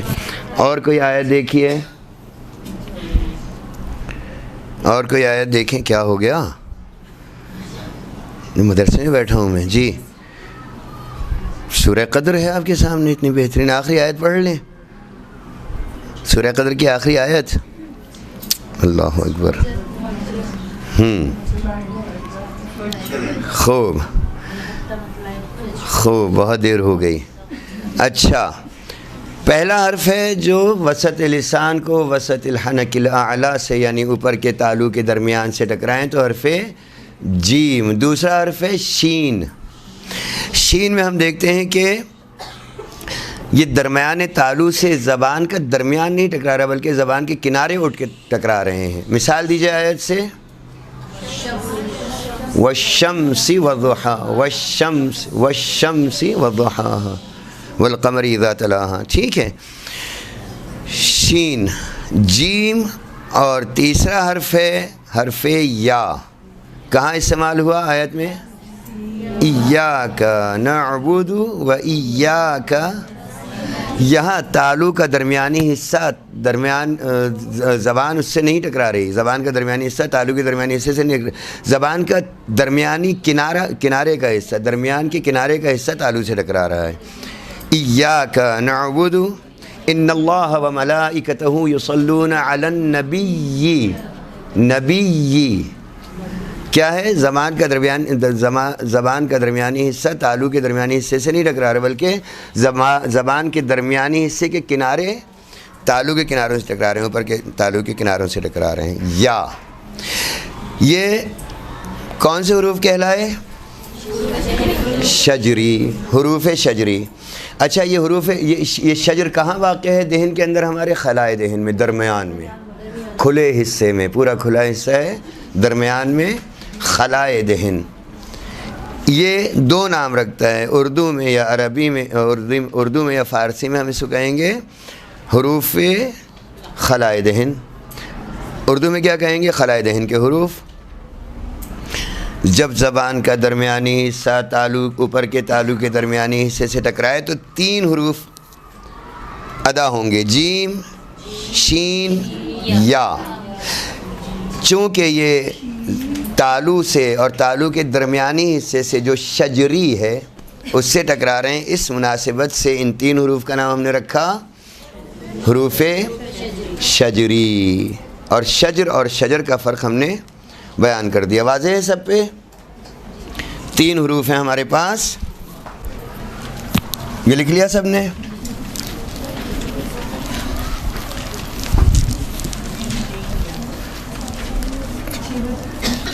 اور یہ کلاس یہ سر پہ بوجھ نہیں ہے.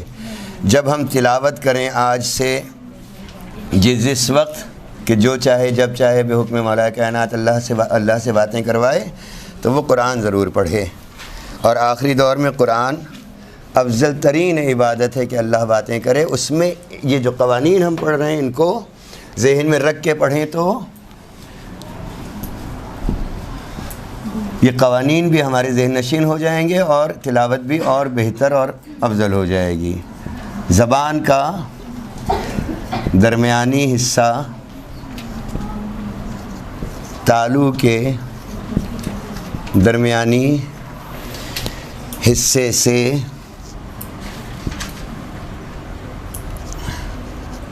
وسط اور ہاف یعنی درمیان اور کنارہ.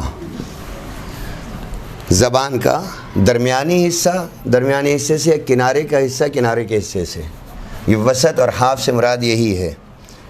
ہاف کہتے ہیں کنارے کو. زبان کا درمیانی حصہ تالو کے درمیانی حصے یعنی وسط و ہاف یعنی درمیان کنارے سے ٹکرائے تو حروف کون کون سے؟ جیم شین یا ادا ہوتے ہیں. یہ ذہن میں رہے. یہ حروف ممکن ہے ہم کسی اور طریقے سے بھی ادا کر سکتے ہوں. یہی جیم شین اور یا کو ہم مثلا ضروری نہیں ہے کہ تالو سے زبان زبردستی لگا کر ادا کریں. کسی اور طریقے سے بھی ادا ہو سکتا ہے. لیکن ادا یہی حرف ہو تو اس کا نام ہوگا حروف شجری یا خلائے دہن کے حروف. حروف شجری یا خلائے دہن کے حروف. عبارت لکھ لی. وقت کا کچھ پتہ نہیں چلتا. آج کی بحث کا آخری حرف اور اس کے بعد انشاءاللہ دوسری کلاس جب بھی نصیب ہے. آخری حرف ہے اس لفظ سے متعلق. وسط کے بعد کیا لکھا ہے؟ ہاف. ہاف کے نیچے کیا لکھا ہے؟ کنارہ.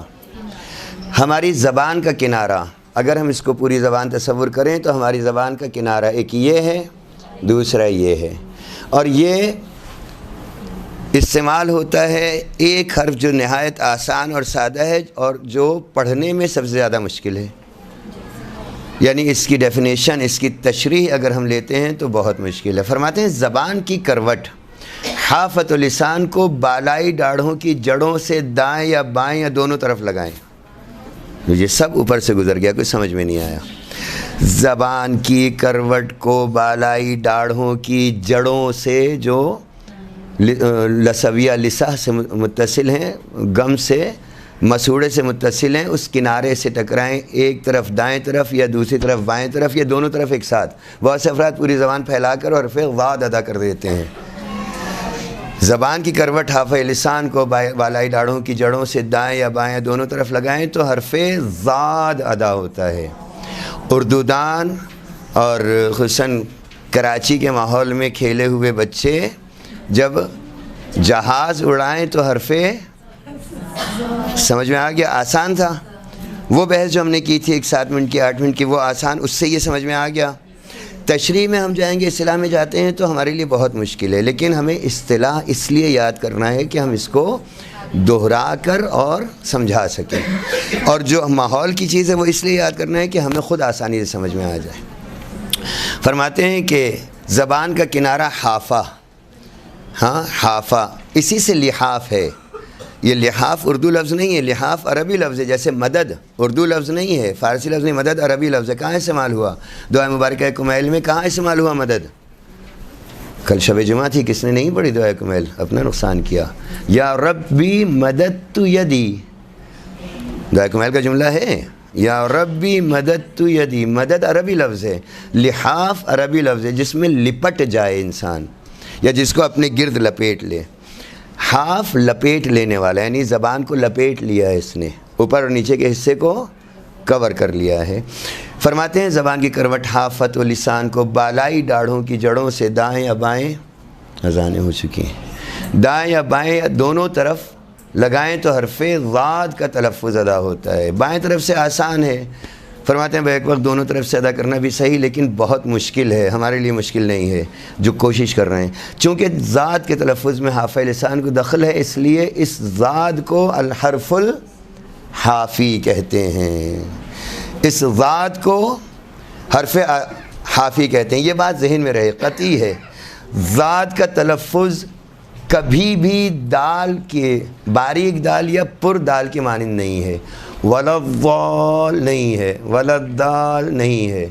فرماتے ہیں ذات کا تلفظ قطعی طور پر دال کے تلفظ کے مشابہ نہیں ہے، اس لیے ذات کو باریک یا پر دال کی مانند ادا کرنا صحیح نہیں۔ بہت سے مساجد کے ائمہ جماعت ہیں، ان کے بارے میں وہ انہوں کہتے ہیں کہ ہم نے سنا ہے کہ وہ دال کہتے ہیں، یعنی آپ کا سنا غلط ہے، اس نے محنت کر کے علم تجوید حاصل کیا ہے، وہ ذات ادا کر رہا ہے، غیر المغضوب علیہم ولا الضال، ٹھیک ہے۔